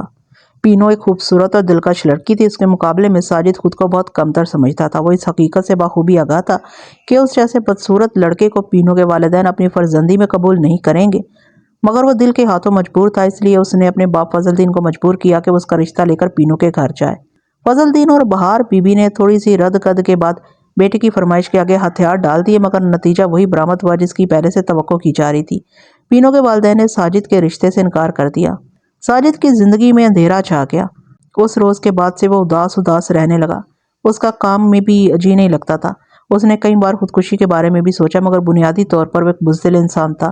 وہ اپنے اندر خودکشی کا حوصلہ پیدا نہ کر سکا۔ کبھی کبھی اس کے ذہن میں خیال آتا کہ وہ پینو کو حاصل کرنے کے لیے چودھری رب نواز کے ٹکڑے کر دے، لیکن اس سوچ کو عملی جامہ پہنانے کی وہ ہمت نہ کر سکا۔ ہر طرف سے مایوس ہونے کے بعد تھک ہار کر اس نے خود کو ایک ہول میں بند کر لیا۔ وقوع کے روز صبح ہی سے اس کا دل بھاری بھاری سا تھا۔ ہزار کوشش کے باوجود بھی جب اس کا جی کام میں نہیں لگا تو دوپہر کے وقت اس نے چھٹی کر لی۔ اس نے سوچا لاہور میں بہن فردوس سے مل لائے۔ وہ گھر بتائے بغیر کہیں نہیں جاتا تھا، مگر اس روز اس نے یہ بھی ضروری نہیں سمجھا۔ لاہور جانے کے لیے سیدھا اسٹیشن پہنچ گیا۔ اس کا خیال تھا کہ چاہے کتنی بھی دیر ہو جائے وہ آج رات ہی واپس آئے گا۔ وہ شام تک اپنی بہن بہنوئی کے ساتھ رہا۔ اب خاصی حد تک اس کے دل کا غبار جاتا رہا تھا۔ مغرب کی اذان کے بعد اس نے ان سے رخصت کی اجازت لی اور واپسی کے لیے اسٹیشن کی طرف چل پڑا۔ اس کی بہن فردوس کا گھر نولکھا بازار میں تھا۔ وہاں سے اسٹیشن زیادہ دور نہیں تھا۔ وہ چند منٹ میں بسہولت اسٹیشن پہنچ سکتا تھا۔ وہ اسٹیشن کے قریب پہنچا تو اس نے اپنے نزدیک سے ایک تانگا گزرتے ہوئے دیکھا۔ تانگے پر کسی فلم کے بڑے بڑے بورڈ آویزاں تھے۔ تانگے کی اگلی سیٹ پر کوچوان کے ساتھ ایک شخص بیٹھا ہوا تھا جو بڑے تسلسل کے ساتھ ڈھول پیٹ رہا تھا۔ فلم کے بورڈ کو دیکھ کر اس کے دل میں خواہش جاگی کہ چلو اس فلم کا شو دیکھتے ہیں۔ اس نے سگریٹ کے ایک کھوکھے والے سے مطلوبہ سینما کا پتہ پوچھا تو معلوم ہوا کہ وہ سینما چند قدموں کی دوری پر تھا۔ یہ اس کے لیے اور بھی اچھی بات تھی۔ وہ شو دیکھنے کے بعد بآسانی اسٹیشن پہنچ سکتا تھا۔ وہ شو دیکھ کر فارغ ہوا، اسٹیشن پہنچا اور ٹکٹ کے لیے جیب میں ہاتھ ڈالا تو اسے ایک جھٹکا لگا۔ اس کی جیب خالی تھی۔ کسی جیب کترے نے بڑی خوبصورتی سے اپنے فن کا مظاہرہ کیا تھا۔ وہ ایک دم پریشان ہو گیا۔ فلم دیکھنے کے بعد اس کے پاس بس اتنی ہی رقم بچی تھی کہ وہ گاڑی کا ٹکٹ خرید کر گھر پہنچ سکتا تھا۔ کچھ دیر تک اس کی سمجھ میں نہیں آیا کہ کیا کرے۔ ایک خیال اس کے ذہن میں یہ بھی آیا کہ واپس بہن کے گھر چلا جائے اور اس سے کچھ پیسے لے لے، مگر اس میں ایک قباحت تھی۔ اگر وہ نولکھا بازار جاتا اور وہاں سے واپس آتا تو اتنی دیر میں ٹرین نکل جاتی۔ ٹرین کی روانگی میں 5-6 منٹ ہی باقی رہ گئے تھے اور یہ اس کے گھر کی طرف جانے والی آخری گاڑی تھی۔ اگر یہ گاڑی نکل جاتی تو اسے بحالت مجبوری لاہور ہی میں رکنا پڑتا۔ اس صورت میں اس کے والدین کو جس پریشانی کا سامنا کرنا پڑتا وہ اس کے لیے قطعاً تیار نہیں تھا۔ اس زمانے میں ٹیلی فون اتنا عام نہیں ہوا تھا کہ کسی نہ کسی طرح وہ گھر والوں کو اطلاع کر سکتا۔ اب وہ اپنی حماقت پر بری طرح پچھتا رہا تھا کہ گھر بتائے بغیر کیوں چلایا تھا، مگر اب کچھ نہیں ہو سکتا تھا۔ تیر کمان سے نکل چکا تھا۔ آخرکار وہ ایک فیصلے پر پہنچ گیا۔ اس نے سوچ لیا تھا کہ وہ بلا ٹکٹ گاڑی میں سوار ہو جائے گا۔ اگر راستے میں ٹی ٹی نے پریشان کیا تو وہ اس کی منت کر لے گا۔ وہ گاڑی میں سوار ہو گیا۔ گاڑی نے اسٹیشن چھوڑا ہی تھا کہ اسے ایک ٹی ٹی کی جھلک دکھائی دی۔ وہ دل ہی دل میں ٹی ٹی کو کوسنے لگا، چل تو جلال تو آئی بلا کو ٹال تو۔ ٹی ٹی نے بوگی میں داخل ہوتے ہی مسافروں کے ٹکٹ چیک کرنا شروع کر دیے تھے۔ وہ گھبرا گیا۔ اگر وہ فوری طور پر ٹی ٹی کے ہتھے چڑھ جاتا تو اس کے لیے بڑی مصیبت ہو جاتی۔ عین ممکن تھا کہ اس کی منت سماجت کا ٹی ٹی کے دل پر کوئی اثر نہ ہوتا۔ گاڑی نے ابھی زیادہ فاصلہ طے نہیں کیا تھا۔ اس بات کا قوی امکان تھا کہ ٹی ٹی اسے وہیں اتار دیتا۔ یہ صورتحال اس کے لیے قابل قبول نہیں تھی۔ وہ بہرے طور آج ہی اپنے گھر پہنچنا چاہتا تھا۔ اس مسئلے کا فوری حل جو اس کی سمجھ میں آیا وہ یہ تھا کہ باتھ روم میں گھس جائے۔ اس نے اس خیال پر عمل کرنے کا فیصلہ کر لیا اور باتھ روم کی طرف بڑھا ہی تھا کہ سامنے سے ریلوے پولیس کا ایک سپاہی آتا دکھائی دیا۔ سپاہی کے ساتھ سوٹ بوٹ میں ملبوس ایک شخص بھی تھا۔ ساجد پر نظر پڑتے ہی وہ چلا اٹھا، یہی ہے وہ بدماش، اسے فوراً گرفتار کر لو۔ ساجد ہونکوں کی طرح دیدے پھاڑ کر کبھی ریلوے پولیس کے سپاہی کو اور کبھی اپنے پیچھے ٹی ٹی کو دیکھ رہا تھا۔ اس وقت اس کا ذہن بالکل خالی ہو چکا تھا۔ اس پر دو طرفہ افتاد ٹوٹ پڑی تھی۔ آگے کنواں تھا، پیچھے کھائی۔ وہ فیصلہ نہیں کر پا رہا تھا کہ جائے تو کہاں جائے۔ اسی دوران میں کسی من چلے مسافر نے گاڑی کی زنجیر کھینچ دی تھی اور گاڑی جو ابھی تک پوری طرح سپیڈ بھی نہیں پکڑ پائی تھی دھیرے دھیرے رکنے لگی۔ ٹی ٹی ٹکٹ چیک کر بھی اب پوری طرح ان کی طرف متوجہ ہو چکا تھا۔ ریلوے پولیس کے سپاہی نے آگے بڑھ کر ساجد کو کالر سے پکڑ لیا۔ اسی دوران میں ایک اور سپاہی بھی وہاں پہنچ چکا تھا۔ اس نے ساجد کی جامع تلاشی شروع کر دی۔ اپنی مطلوبہ چیز کی تلاش میں ناکام ہونے کے بعد سپاہی نے جھنجھلائے ہوئے انداز میں ساجد کے منہ پر ایک زناٹے دار تھپڑ رسید کیا، پھر گرج کر پوچھا، اوئے بٹوا کہاں پھینکا ہے تو نے؟ साजिद ने मिनमिनाती आवाज में पूछा, कौन सा बटवा जनाब? ओए, हमें फराडी लगाता है। पहले वाले सिपाही ने उसे एक जोरदार झटका दिया, ताहम साजिद का कॉलर मजबूती से थामे रखा। इन बाऊ साहब का बटवा? और कौन सा बटवा? उसने साथ आने वाले खुश लिबास शख्स की तरफ इशारा करते हुए कहा। तुमने इनका बटवा निकाल लिया, अब उल्टा हमसे पूछ रहे हो कि कौन सा बटवा? अल्लाह पाक की कसम, मैंने इनका बटवा नहीं निकाला, वो लिजाजत से बोला। जिसका बटवा चोरी हुआ था उस शख्स ने आगे बढ़कर कहा, झूठी कस्में मत खाओ, मेरा बटवा वापस कर दो। मैं सच कह रहा हूँ जनाब, मैं। उसकी बात मुकम्मल होने से बेशतर ही सिपाही ने उसके मुंह पर दूसरा थप्पड़ जड़ दिया। ओए कोचल, बाऊ साहब क्या झूठ बोलते हैं? उन्होंने खुद तुझे देखा था, तू प्लेटफॉर्म पर बड़े मशकूक अंदाज में उनके आसपास घूम रहा था। बटवा तो तूने ही निकाला है, ज्यादा चालाक बनने की कोशिश न कर। गाड़ी रुक चुकी थी। ट्रेन के मुसाफिरों में एक खलबली सी मच गई थी। हर कोई अपना सामान चेक कर रहा था कि मुबादा उनका कोई नुकसान हो गया हो। सिपाही साजिद को घसीटते हुए दूसरे बोगी में ले जाने लगे जहां उनके सीनियर्स मौजूद थे। शायद किसी जोड़ तोड़ का प्रोग्राम था। टीटी ने उन्हें आवाज़ देकर रोक लिया। एक मिनट साहब, उसने कहा, आपको जहमत तो होगी मगर मुझे भी अपना फ़र्ज़ पूरा करने दें। फिर वो साजिद की तरफ मुड़ते हुए बोला, ला भाई जवान, ज़रा टिकट तो दिखा। इसके पास टिकट नाम की कोई चीज़ होती तो दिखाता। वो तो दोहरी मुसीबत में फंस गया था। जेब उसकी कटी थी और उस पर ही जेब काटने का इल्ज़ाम भी लगाया जा रहा था। वो तो उस घड़ी को कोस रहा था जब उसने तांगे पर लगे फिल्मी बोर्ड को देखकर फिल्म बीनी का इरादा किया था, मगर अब क्या हो सकता था, पानी सर से गुजर चुका था। उसके पास से टिकट बरामद नहीं हुआ तो टीटी ने खूनी नज़रों से उसे घूरते हुए कहा, तुम तो मुझे शक्ल ही से जेब मार लगते हो, ऊपर से बगैर टिकट सफ़र भी करते हो। फिर वो सिपाहियों की तरफ देखकर बोला, बंद कर दो बादशाह इस तिलंगे को, ऐसे लोगों के लिए ही तो जेलें बनाई जाती हैं। इन्होंने तो शरीफ शहरियों का जीना हराम कर रखा है। सिपाही उसे अपने साथ ले गए। गाड़ी दोबारा हरकत में आ गई थी। काफ़ी देर तक साजिद और पुलिस वालों के दरमियान सेटिंग जारी रही, मगर नतीजा खैर साबित ना हो सकी। इसके पास नजराने के तौर पर पेश करने के लिए कुछ भी नहीं था। फिर उसके पास से मसरूका बटवा भी बरामद नहीं हुआ था। चुनांचा आधे घंटे की तफ्तीश के बाद जब गाड़ी एक कस्बाती स्टेशन पर रुकी तो उसे स्टेशन पर बनी पुलिस चौकी वालों के हवाले कर दिया गया।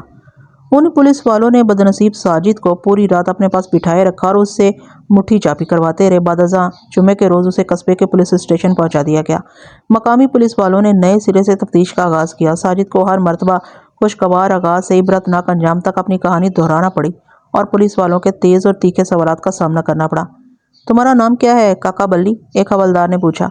उसने नाम बता दिया तो पूछा, किधर के रहने वाले हो?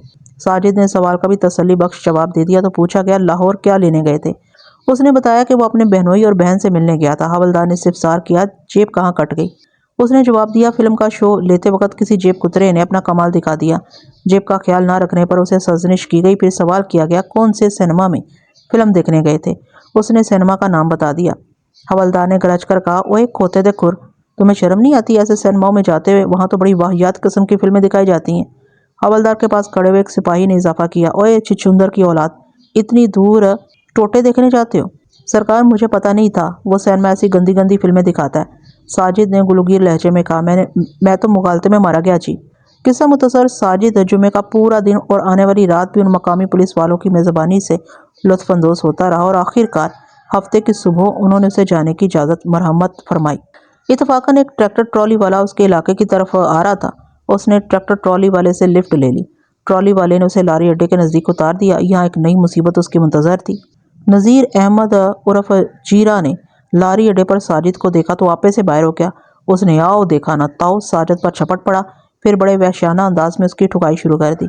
साजिद जिन तकलीफ हालात से गुजर कर आया था उनके पेश नज़र उसकी कुछ समझ में नहीं आ रहा था कि वो क्या करे। एक तो पुलिस वालों ने उसकी खूब आओ भगत की थी, उस पर जीरे की धुलाई ने उसे अधमुआ कर दिया। बदअज़ां उन दोनों को एक कांस्टेबल पकड़कर थाने ले आया था। ये थे वो हालात जिनके पेश नज़र साजिद अभी तक मंजर से गायब था। साजिद के बयान की रोशनी में पीनों के अगवा के सिलसिले में उसकी ज़ात शको शुबह से बालातर नजर आती थी, मगर कानूनी तकाजे पूरे करने के लिए ज़रूरी था कि उनके बयान की तस्दीक की जाए। मैंने साजिद का तफसीली बयान नोट करने के बाद पूछा, वकूआ के रोज़ यानी जुमेरात को तुम कौन सी बस से लाहौर गए थे? मैं बस से नहीं बल्कि ट्रेन से गया था, उसने बताया। बसों का अड्डा नौलखा बाज़ार से ज़रा दूर पड़ता है, जबकि रेलवे स्टेशन से नौलखा बाज़ार बहुत करीब है, इसलिए मैं जब भी लाहौर जाता हूँ तो ट्रेन से ही जाता हूँ। तुम्हारे पास ट्रेन का टिकट तो होगा? नहीं जनाब, वो नफ़ी में सर हिलाते हुए बोला। वो मैंने बहन फिरदौस के छोटे बच्चे को खेलने के लिए दे दिया था। और रंगीन फिल्में दिखाने वाले सिनेमा का टिकट? मैंने मानी ख़ैज़ अंदाज में आंख दबाकर पूछा। उसके चेहरे पर सुर्खी सी दौड़ गई। खिसियाने अंदाज में बोला, वो तो रेलवे पुलिस वालों ने निकाल लिया था। मैंने कुछ देर सोचने के बाद कहा, अच्छा ठीक है, پھر ایک کانسٹیبل کو بلا کر ساجد کی طرف اشارہ کرتے ہوئے اضافہ کیا، اسے لے جاؤ اور حوالات میں بند کر دو، مگر دوسرے کمرے میں، ایسے جیرے کے ساتھ نہیں رکھنا۔ کانسٹیبل ساجد کو لے کر جانے لگا تو میں نے ساجد سے پوچھا، اوے تم نے اب تک کچھ پیٹ میں بھی ڈالا ہے یا پولیس والوں کی خاطر تواضع پر ہی گزارا کر رہے ہو؟ کل دن میں ایک گلاس پانی پیا تھا جناب۔ میں نے کانسٹیبل کو ہدایت کی کہ تھانے کے سامنے جو تنور ہے وہاں سے دال روٹی لا کر ساجد کو کھلائے۔ ان کے جانے کے بعد میں نے ایسائی نزاکت شاہ کو ساجد کے بہنوئی خوشیہ کا ایڈریس دے کر لاہور روانہ کر دیا تاکہ ساجد کے بیان کی صداقت کو پرکھا جا سکے۔ میں نے نزاکت شاہ کو تاکید کر دی تھی کہ وہ ہر حال میں آج ہی تفتیش مکمل کر کے واپس آ جائے۔ اس کے جانے کے بعد میں نے حوالدار فرمان علی سے کہہ کر جیرے کو اپنے کمرے میں طلب کر لیا۔ ابھی اس کی فن خوانی کا حساب کتاب بھی ہونا تھا۔ وہ میرے سامنے آ کھڑا ہوا تو میں نے روبدار آواز میں پوچھا، تم نے کیا تھرتھلی مچا رکھی ہو کاکا؟ قانون کو ہاتھ میں لیتے ہو؟ تھانے دار صاحب، اس نے میری بہن کو بکواس بند کرو اے لکڑ کے باندر۔ میں نے ڈانٹ کر اسے چپ کرا دیا۔ ہم کس لیے یہاں بیٹھے ہیں؟ لو سرکار، چپ کر کے سیدھا کھڑا ہو جا، میں نے اسے گھورتے ہوئے کہا۔ تو نے مار مار کے بیچارے کا حلیہ خراب کر دی ہے سرکاری سانڈا۔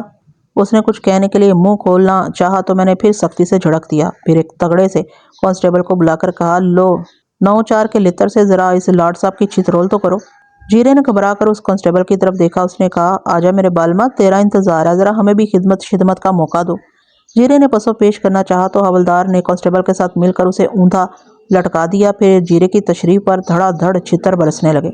وہ ہر چھتر پر تکلیف سے بلبلا اٹھتا اور چودھری رب نواز کو پکارنے لگتا، چھوٹے چودھری صاحب مجھے بچا لیں، چھوٹے چودھری صاحب مجھے بچا لیں۔ اوئے چودھری صاحب کے گھوڑے، زیادہ کھپ نہ ڈال ورنہ چمڑی ادھیڑ دوں گا۔ جب اس غریب کو مار رہا تھا اس وقت تجھے خیال نہیں آیا تھا؟ حیرت انگیز طور پر 5واں چھتر کھانے کے بعد جیرے کی آواز چودھری کے کانوں تک پہنچ گئی تھی اور وہ اس کی داد رسی کے لیے آ گیا تھا۔ یقیناً یہ ایک اتفاق ہی تھا، ورنہ جیرے کی آہو بکات چودھری کی حویلی تک بھلا کیسے پہنچ سکتی تھی؟ چودھری دن دناتے ہوئے سیدھا میرے کمرے میں ہی چلا آیا۔ اس کے ساتھ جیرے کا باپ رحمت علی بھی تھا۔ ان کے پیچھے پیچھے 2 کانسٹیبل بھی نمودار ہوئے۔ ایک نے کہا، جناب ہم نے انہیں روکنے کی بہت کوشش کی تھی مگر انہوں نے ہماری کوئی بات ہی نہیں سنی۔ چودھری رب نواز نے کہا، ملک جی آپ اچھا نہیں کر رہے ہیں، ایک تو جیرے کی بہن اغوا ہو گئی، اوپر سے آپ نے اسے ہی پکڑ کر رکھا ہے، یہ کہاں کا انصاف ہے؟ میں نے کانسٹیبلوں کو واپس جانے کا اشارہ کیا۔ پھر رب نواز سے کہا، چودھری صاحب آپ ہمیں انصاف پڑھانے کی کوشش نہ کریں، ہم اپنے کام کو بڑی ہی اچھی طرح جانتے ہیں۔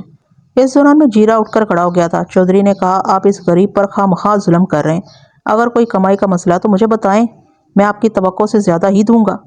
چودھری صاحب اس رقم کو اپنے برے وقت کے لیے بچا کر رکھیں۔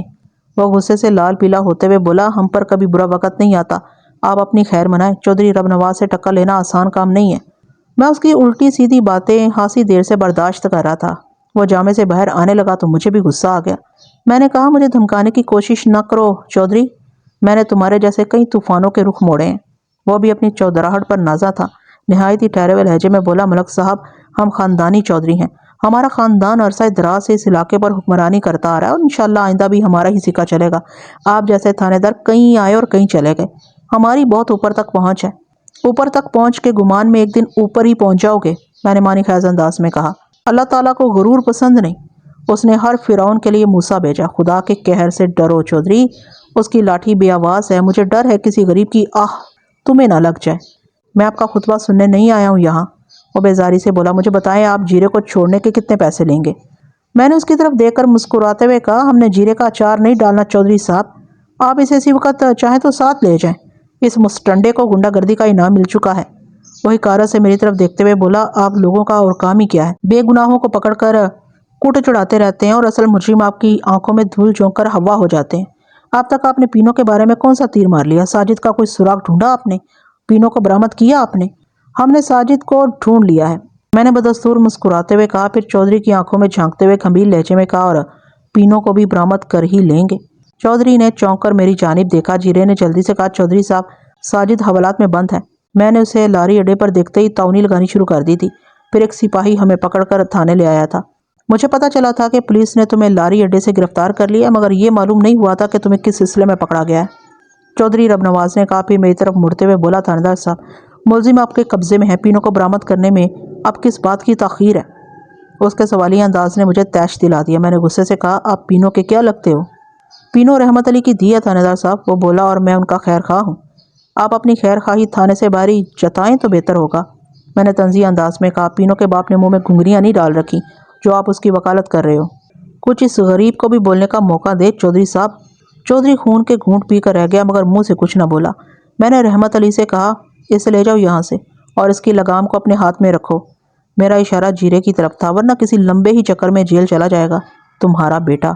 इसके चाल चलन बहुत खतरनाक होते जा रहे हैं। फिर वो वहां से चले गए। छोटे चौधरी रबनवाज का रवैया मुझे उलझन में डाल रहा था। मुझे मालूम हुआ था कि पीनो चौधरी को सख्त नापसंद करती थी और अपने घर में उसकी आमद से नाला थी, मगर उसका कोई बस नहीं चलता था। अगरचा उसका बाप रहमत अली उसका तरफदार था, मगर उसकी माँ बशीरा और भाई जीरे का वोट चौधरी के हक में था। मैंने सुना था पीनो ने एक दो बार ढके छुपे अल्फाज में चौधरी की बेइज्जती भी कर दी थी और एक मर्तबा चौधरी की दस्तराजी की कोशिश भी नाकाम बना दी थी। इन हालातों वाकयात की रोशनी में चौधरी की जात शको शुबह से बालातर नहीं हो सकती थी।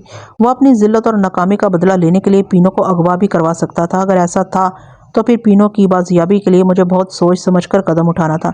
चौधरी रबनवाज पर हाथ डालने के लिए खुसूसी इंतजामात की ज़रूरत थी और उससे पहले अल्लाह रखी से मिलना भी ज़रूरी था। मैं एक दूसरे एएसआई अमीर बख्श के साथ थाने से निकलने ही वाला था कि फजल दीन और उसकी बीवी बाहर आ गए। थानेदार साहब, मेरा बेटा कहाँ है? बाहर बीबी ने छूटते ही पूछा। आपने उसको मारा शारा तो नहीं है? फजल दीन ने कहा, वो था कहाँ इतने दिन से, आपको वो कहाँ से मिला? मैंने कहा, तुम बिल्कुल बेफिक्र रहो, वो ठीक ठाक है। मैं अपने बेटे से मिलना चाहती हूँ। बाहर बीबी ने बेताबी से कहा, आपने उसे कहाँ छुपा रखा है? हौसले से काम लो बीबी, मैंने ज़रा सख्त लहजे में कहा। शुक्र करो कि वो मिल गया है, अभी वो हवालात में बंद है, तुम चाहो तो जाकर मिल लो। साजिद के बाप ने कहा, पर थानेदार साहब, मैंने तो सुना है आपने साजिद को जीरे से झगड़ा करते हुए गिरफ्तार किया, जीरे को तो आपने छोड़ दिया और मेरा साजिद हवालात में पड़ा। ये क्या बात हुई? थानेदार साहब, बात बहुत लंबी और खासी पेचीदा भी है। मैंने गहरी सांस लेते हुए बताया, थोड़ा इंतजार करो, सब तुम्हारी समझ में आ जाएगा। मैं अभी साजिद को लेकर जाऊंगी। बाहर बीबी ने जिद्दी लहजे में कहा, यह मुमकिन नहीं है बीबी। मैंने समझाने वाले अंदाज में कहा, तुम्हारा बेटा बिल्कुल महफूज है, कोई फिक्र फाके की बात नहीं है, हम आज ही उसे छोड़ देंगे। कुछ ज़रूरी तफ्तीश बाकी है। सारी तफ्तीश हमारे ही लिए है थानेदार साहब। वह बरहमी से बोली, हमने क्या बिगाड़ा है आपका? मैंने कहा, मैं तुम्हारे दर्द को समझ रहा हूँ, मगर हमें भी कुछ कानूनी तकाजे पूरे करने होते हैं। तुम इत्मीनान रखो, तुम्हारे बेटे को कुछ नहीं होगा, वो कानून की हिफाजत में है। फिर मैंने हवलदार फरमान अली से कहा कि वो उन्हें साजिद से मुलाकात के लिए ले जाए और उसे ताकीद कर दी कि हमारी वापसी तक वो थाने ही में रहे और किसी भी तरह के काम के लिए बाहर न निकले। फिर मैं और एएसआई अमीर बख्श अल्लाह रखी के घर की तरफ रवाना हो गए। अल्लाह रखी के घर का पता मुझे मास्टर इलमदी ने बड़ी तफसील से समझा दिया था। अल्लाह रखी का घर कब्रिस्तान की तरफ जाने वाले रास्ते पर था। उसके घर की पक्की निशानी वो कुआं था जो ऐन उसके दरवाजे के सामने बड़े से मैदान में वाक़या था। खूह के पास ही बड़ का एक दरख्त लगा हुआ था। मैंने देखा चंद बच्चे खूह के पास ही खेल रहे थे। मैंने एक 8 साल बच्चे को आवाज़ देकर अपने पास बुला लिया।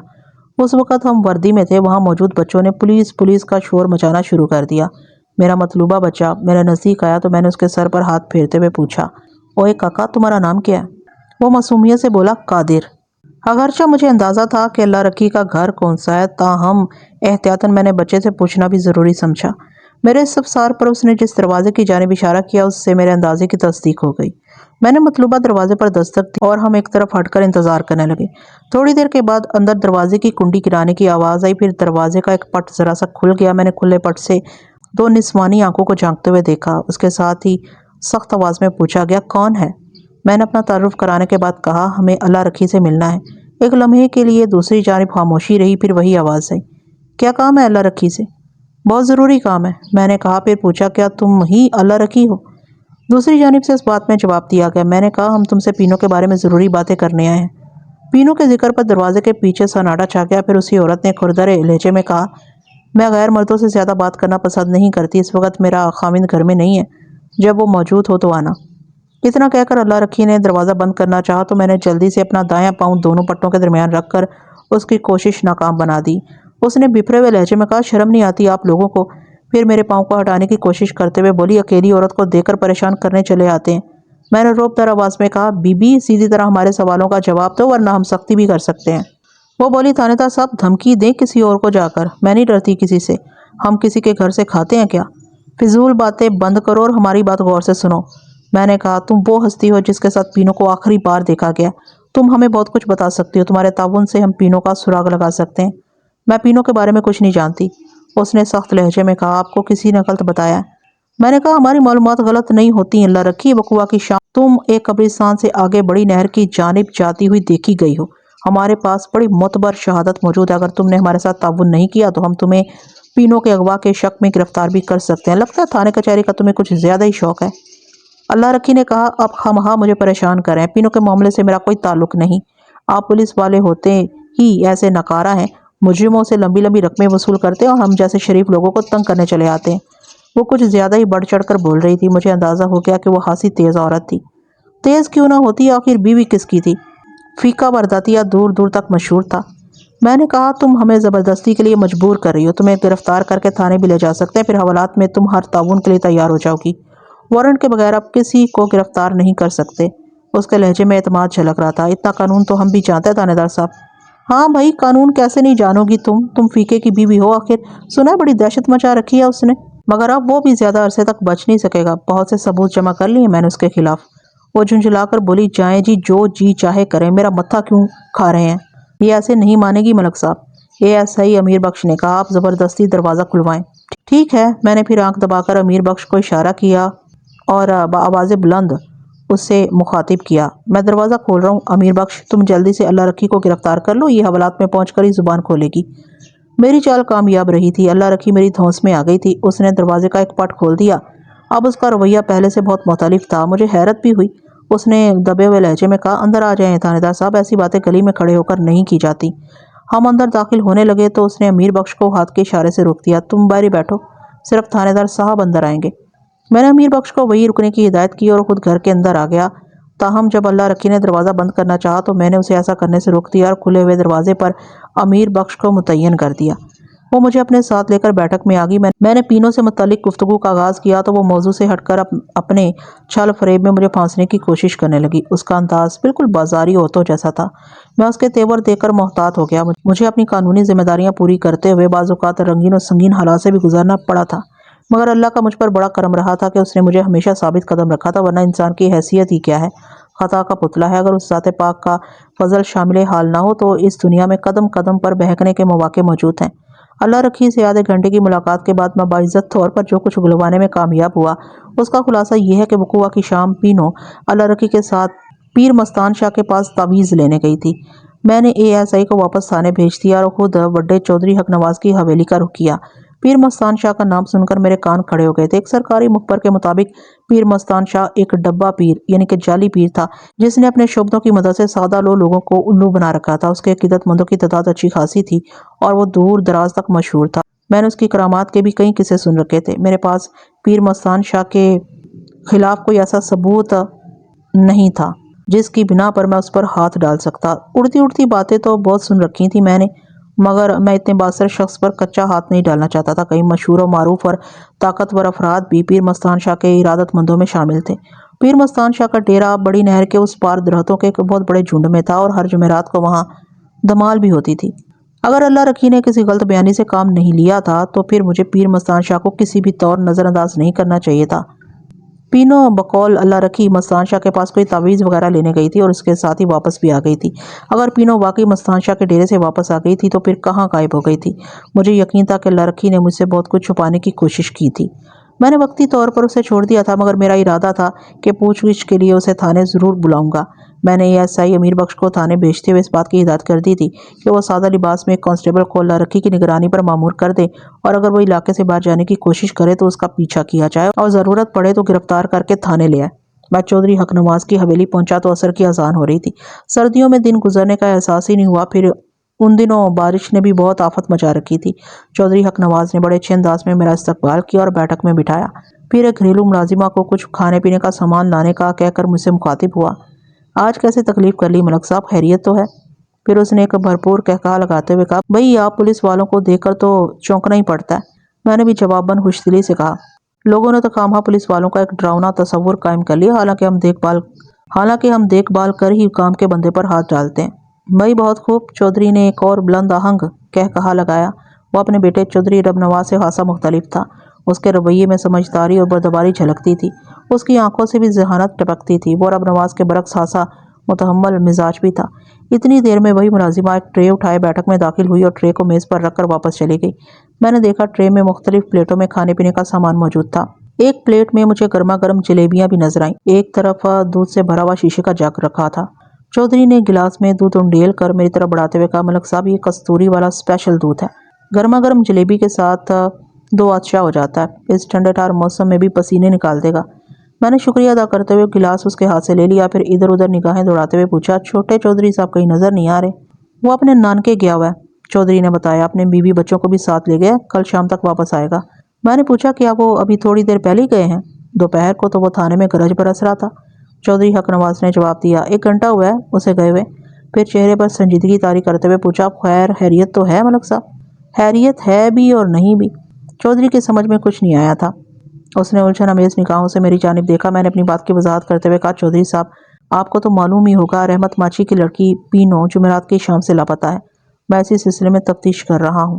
وہ تو ٹھیک ہے، پر رب نواز کا پینو سے کیا تعلق ہے؟ میں نے رب نواز پینو تعلق چودھری کے گوش گزار کیا تو اس نے نفی میں گردن ہلاتے ہوئے کہا، ملک جی آپ بھی عام لوگوں کی طرح سوچنے لگے ہیں، میں کسی چیز سے بے خبر نہیں ہوں، سب باتیں سنتا رہتا ہوں۔ اس کہانی میں کوئی حقیقت نہیں ہے۔ رب نواز شادی شدہ ہے، ماشاءاللہ اس کی بیوی لاکھوں میں ایک ہے، 2 خوبصورت بچے ہیں۔ ایک لمحے کے توقف کے بعد اس نے کہا، ملک صاحب آپ خود سیانے ہیں، بھلا چودھری اور ماچھیوں کا کیا جوڑ؟ میں نے رحمت علی کو بلا کر سمجھایا بھی تھا کہ وہ اپنی بیٹی کو حساب کتاب میں رکھے۔ ہاں وہ مثل تو سنی ہوگی آپ نے، ذات دی کوڑ کرلی تے شتیرہ نال جپے۔ میں سوچ میں پڑ گیا، چودھری حق نواز یا تو اپنے بیٹے کے کارناموں سے واقف نہیں تھا یا پھر دانستہ اس کے کرتوتوں کی پردہ پوشی کر رہا تھا۔ بہرحال میں نے اس سلسلے میں زیادہ قید مناسب نہ سمجھی اور اپنے مطلب کی بات کرتے ہوئے چودھری کو باور کرایا۔ رب نواز ماچھیوں کی بڑی حمایت کر رہا تھا چودھری صاحب؟ میں نے کہا، آج تھانے میں بھی بڑی اکڑ فو دکھا رہا تھا۔ چودھری بولا، مجھے صاحب معلوم ہو چکا ہے اور میں نے اسے خاصا سمجھایا بھی ہے، اب آپ کو شکایت کا موقع نہیں ملے گا۔ ایک لمحے کو رک کر اس نے جلیبی کا پورا کنگن منہ میں ٹھوسا، پھر کستوری والے دودھ کا بڑا سا گھونٹ بھرتے ہوئے سلسلہ کلام کو آگے بڑھایا، ملک صاحب کیا بتاؤں، اگلا منہ ہے، جوانی منہ زور ہوتی ہے، پھر رب نواز ہے بھی بڑا اتھرا، میں زیادہ زبردستی بھی نہیں کرتا ہوں، آپ بالکل بے فکر رہیں، اب وہ تھانے نہیں آئے گا اور نہ ہی آپ کے معاملات میں مداخلت کرے گا۔ بہت بہت شکریہ چودھری صاحب، میں نے اٹھتے ہوئے کہا، پھر وہاں سے واپس چلایا۔ یہ بات میرے حلق سے نہیں اتری تھی کہ رب نواز پینوں میں کوئی دلچسپی نہیں رکھتا تھا۔ خیر یہ ایک باپ کے جذبات تھے، اکثر والدین اپنی اولاد کی غیر نصابی سرگرمیوں سے آگاہ نہیں ہوتے، اس کے باوجود بھی وہ انہیں سمجھنے کے دعوے کرتے رہتے ہیں۔ میں تھانے پہنچا تو میں نے برآمدے میں حوالدار فرمان علی کے ساتھ سرکاری مخبر چراغ دین کو باتیں کرتے ہوئے دیکھا۔ کیا ہو رہا ہے چراغ دین؟ اس سے نظریں ملتے ہی میں نے کہا، بڑے موقع سے آئے ہو، میں آج تمہیں بہت یاد کر رہا تھا۔ اس نے مجھے سلام کرنے کے بعد کہا، خیر تو ہے ملک صاحب؟ میں نے اپنے کمرے کی جانب جاتے ہوئے کہا، ہاں خیر ہی ہے، تم میرے کمرے میں آ جاؤ۔ حوالدار نے پوچھا، ملک صاحب کھانا شانا؟ نہیں طلب نہیں ہے، میں نے ہاتھ کے اشارے سے منع کرتے ہوئے کہا، آج دوپہر کا کھانا تو گول ہی ہو گیا تھا، مگر ابھی تھوڑی دیر پہلے میں چودھری کی حویلی سے دودھ جلیبی سے خوب سیر ہو کر آیا تھا۔ چراغ دین کمرے میں آ کر بیٹھ گیا تو میں نے اسے ساری صورتحال سے آگاہ کرنے کے بعد کہا، ہمیں آج ہی پیر مستان شاہ کے ڈیرے پر جانا ہے، مجھے امید ہے کہ وہاں سے پینوں کا کوئی سراغ مل جائے گا، اور ہاں اندر صرف ہم دونوں جائیں گے اور وہ بھی سادہ لباس میں، باقی نفری ڈیرے کو چاروں طرف سے گھیر لے گی، کیا خیال ہے؟ وہ چند لمحے سوچتی ہوئی نظروں سے مجھے دیکھتا رہا، پھر بولا، خیال تو آپ کا درست ہے، مگر میری ایک تجویز ہے۔ ہاں بولو۔ وہ بولا، ہم وہاں سائل کی حیثیت سے جائیں گے تاکہ پیر مستان شاہ کو ہم پر کسی قسم کا شک نہ ہو، اگر لڑکی وہاں سے برآمد ہوگی تو آج ڈبے بیر کا راز بھی فاش ہو جائے گا۔ ایک لمحے کے توقف کے بعد اس نے کہا، پولیس کے جو جوان ڈیرے کی نگرانی کریں گے وہ بھی سادہ لباس میں ہوں گے اور اب وقت ضرورت ہم انہیں پہلے سے طے کردہ مخصوص اشارے سے اپنے پاس بلا بھی سکیں گے۔ میں نے چراغ دین کی تجویز سے اتفاق کر لیا۔ اس کے بعد میں نے 8 پولیس والوں کی 4 ٹولیاں ترتیب دی، ہر ٹولی 2 پولیس جوانوں پر مشتمل تھی۔ طے یہ پایا تھا کہ ڈیرے کی چاروں سمتوں پر ایک ایک ٹولی پہرا دے گی۔ میں نے تھوڑے تھوڑے وقفے سے ایک ایک ٹولی کو روانہ کرنا شروع کر دیا تاکہ وہ نگرانی کے لیے محفوظ مقام تلاش کر لیں۔ ہمارا ارادہ سب سے آخر میں جانے کا تھا۔ میں نے اپنا سروس ریوالور بھی نیفے میں اڑس لیا تھا اور پولیس کے جوانوں کو یہ بات بتا دی تھی کہ اگر وہ ڈیرے میں فائر کی آواز سنے تو سمجھ جائیں کہ ہمیں ان کی مدد کی ضرورت ہے۔ میں اور چراغ دین جب تھانے سے روانہ ہوئے تو رات نے اپنے پر پھیلانا شروع کر دیے تھے۔ آخری ٹولی کو روانہ ہوئے آدھا گھنٹہ گزر چکا تھا۔ مجھے امید تھی کہ سب نے اپنی اپنی پوزیشن سنبھال لی ہوگی۔ پیر مستان شاہ کے چمچہ خاص نے ہمارا استقبال کیا اور ہمیں لے جا کر ایک کمرے میں بٹھا دیا۔ استقبال کرنے والے شخص کا نام مجھے بعد میں کھنڈی معلوم ہوا۔ وہ ایک آنکھ سے محروم تھا۔ اندر لانے سے پہلے اس نے اپنی کھلوتی آنکھ سے گھور کر اچھی طرح جائزہ لیا تھا، پھر مطمئن ہونے کے بعد ہی وہ ہمیں پیر صاحب کے حضور لے گیا تھا۔ ہم کمرے میں پہنچ کر خاموشی سے کونے میں جا کر بیٹھ گئے، وہاں کچھ اور لوگ بھی موجود تھے۔ پیر صاحب کمرے کے شمالی کونے میں ایک گدی پر براجمان تھے، ان کے سامنے لکڑی کا بنا ہوا 4 پہیوں والا ایک سٹینڈ رکھا تھا۔ لکڑی کے اس سٹینڈ پر ٹین سے بنی ہوئی ایک سیاہ رنگ کی صندوقچی رکھی تھی۔ صندوقچی کا سائز تقریباً 1.5 × 2 فٹ تھا۔ کمرے میں چاروں طرف اگربتیوں کا دھواں پھیلا ہوا تھا۔ پیر صاحب نے ایک نومر لڑکے کو پیٹ کے بل فرش پر لٹا رکھا تھا، وہ فرش پر بچھی ہوئی چٹائی پر اوندا لیٹا دھیرے دھیرے کر آ رہا تھا۔ پیر صاحب نے اپنے دائیں ہاتھ میں ایک چھڑی تام رکھی تھی اور آہستہ آہستہ उस नौउमर लड़के की पीठ पर फेर रहे थे। वो ज़ेरे लब कुछ बुदबुदा भी रहे थे।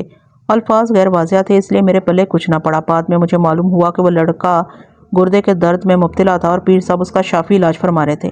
लड़के के लवाहिकीन उसे लेकर रुखसत हो गए तो वहाँ हमारे अलावा 3 अफराद बाकी रह गए। उनमें एक ज़ईफ़ुल उमर औरत थी, उसके साथ ही एक बारिश शख्स था, उसकी उम्र लगभग 35 साल होगी। तीसरी एक जवान लड़की थी जो टासे की चादर का बड़ा सा घूंघट काढ़े बैठी थी। वो तीनों एक साथ पीर साहब की खिदमत में हाजिर हुए। पीर मस्तान शाह ने मस्तानी निगाहों से हमें देखा, फिर उस बूढ़ी औरत को मुखातिब करके इरशाद फरमाया, अंडा लाई हो? वो बादम बामलाहजा खोया हुई, जी बाबा जी, घर की मुर्गी का है ना? हाँ जी, मेरी चिट्टी चितकबरी मुर्गी ने दिया आज तड़के, उस औरत ने बताया। मैंने सुबह ही संभाल कर रख दिया था। पीर साहब ने घूंघट वाली लड़की को घूरते हुए एक तवील सांस खींची।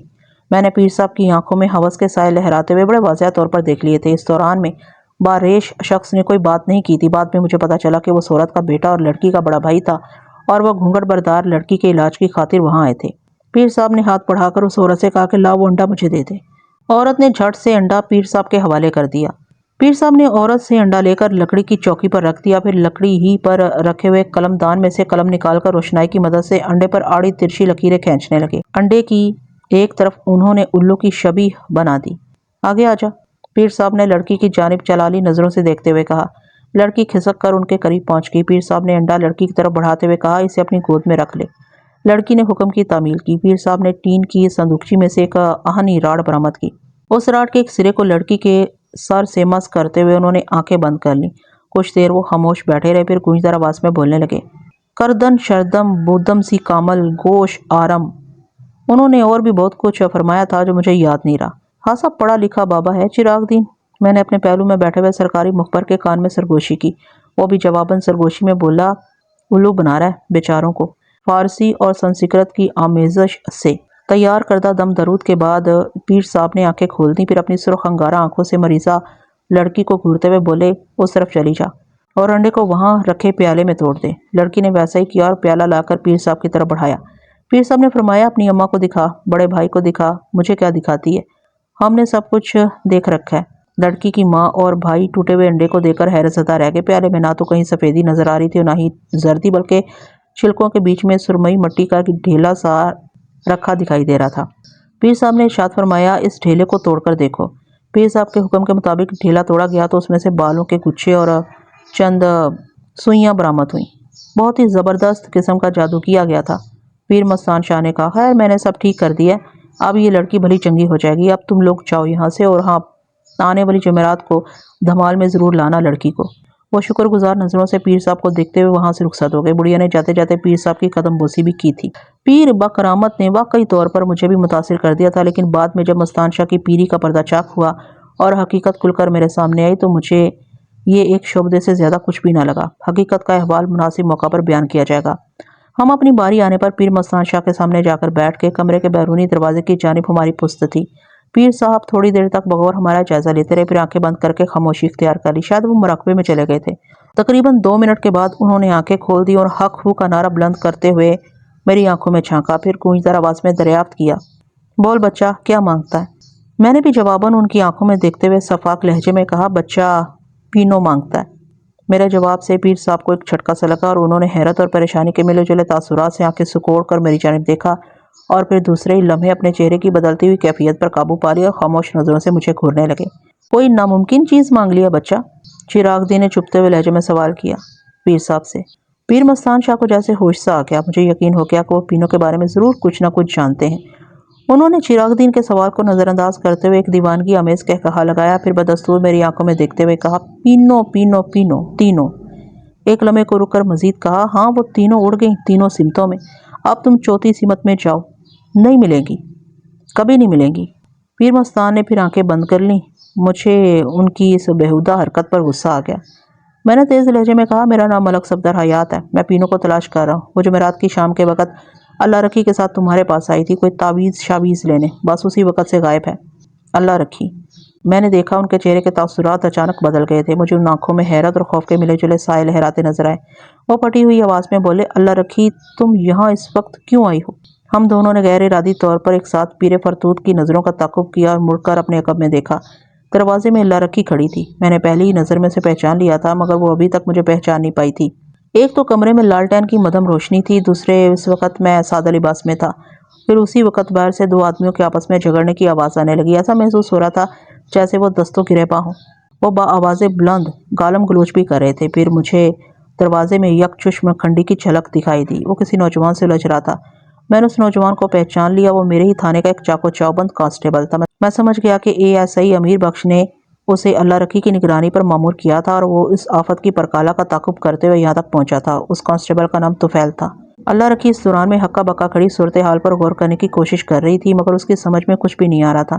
میں بجلی کسی صورت کے ساتھ اٹھ کر کھڑا ہو گیا، پھر ایک زوردار لات پیر صاحب کے رخ مبارک پر رسید کر دی۔ اس کے ساتھ ہی میں نے اپنے ریوالور سے ایک فائر بھی کر دیا۔ اسی دوران میں چراغ دین نے آگے بڑھ کر طفیل کی مدد کی تو وہ تنومند یک چشم مستنڈے کھنڈی پر قابو پانے میں کامیاب ہو گئے۔ میری لات کھانے کے بعد مستان شاہ کی ساری مستی حرن ہو گئی تھی اور وہ الٹ کر پیچھے کی طرف گرا تھا۔ اس کا سر زوردار آواز کے ساتھ دیوار سے ٹکرایا اور اسے بند کمرے میں ستارے نظر آنے لگے۔ اس افراتفری میں اس کا تہہ بند بھی کھل گیا تھا اور وہ نیم تاریکی میں اپنی بچی کچی عزت کو سمیٹنے کے لیے ہاتھ پاؤں چلا رہا تھا۔ تھوڑی دیر کے بعد ڈیرے کے چاروں طرف پھیلے ہوئے 8 سادہ لباس پولیس والے بھی وہاں پہنچ گئے اور انہوں نے فائر کی آواز سن لی تھی۔ اتنی بھاری نفری کو اپنے آستانے پر ریڈ کرتے دیکھ کر ڈبہ پیر مستان شاہ کے 14 طبق گل ہو گئے۔ پیر مستان شاہ، اس کے چیلے کھنڈی اور اللہ رکھی کو فوری طور پر حراست میں لے لیا گیا۔ پھر میں نے چراغ دین کے ساتھ مل کر پورے آستانے کی خانہ تلاشی لی۔ وہاں کل 3 کمرے تھے۔ ایک بڑا ہال نما کمرہ مستان شاہ کے دربار کے طور پر استعمال ہوتا تھا، جہاں ہم نے قبلہ پیر صاحب کی درگت بنائی تھی۔ اس بڑے کمرے کے پہلو میں ایک چھوٹا کمرہ تھا، وہ پیر صاحب کا بیڈ روم تھا۔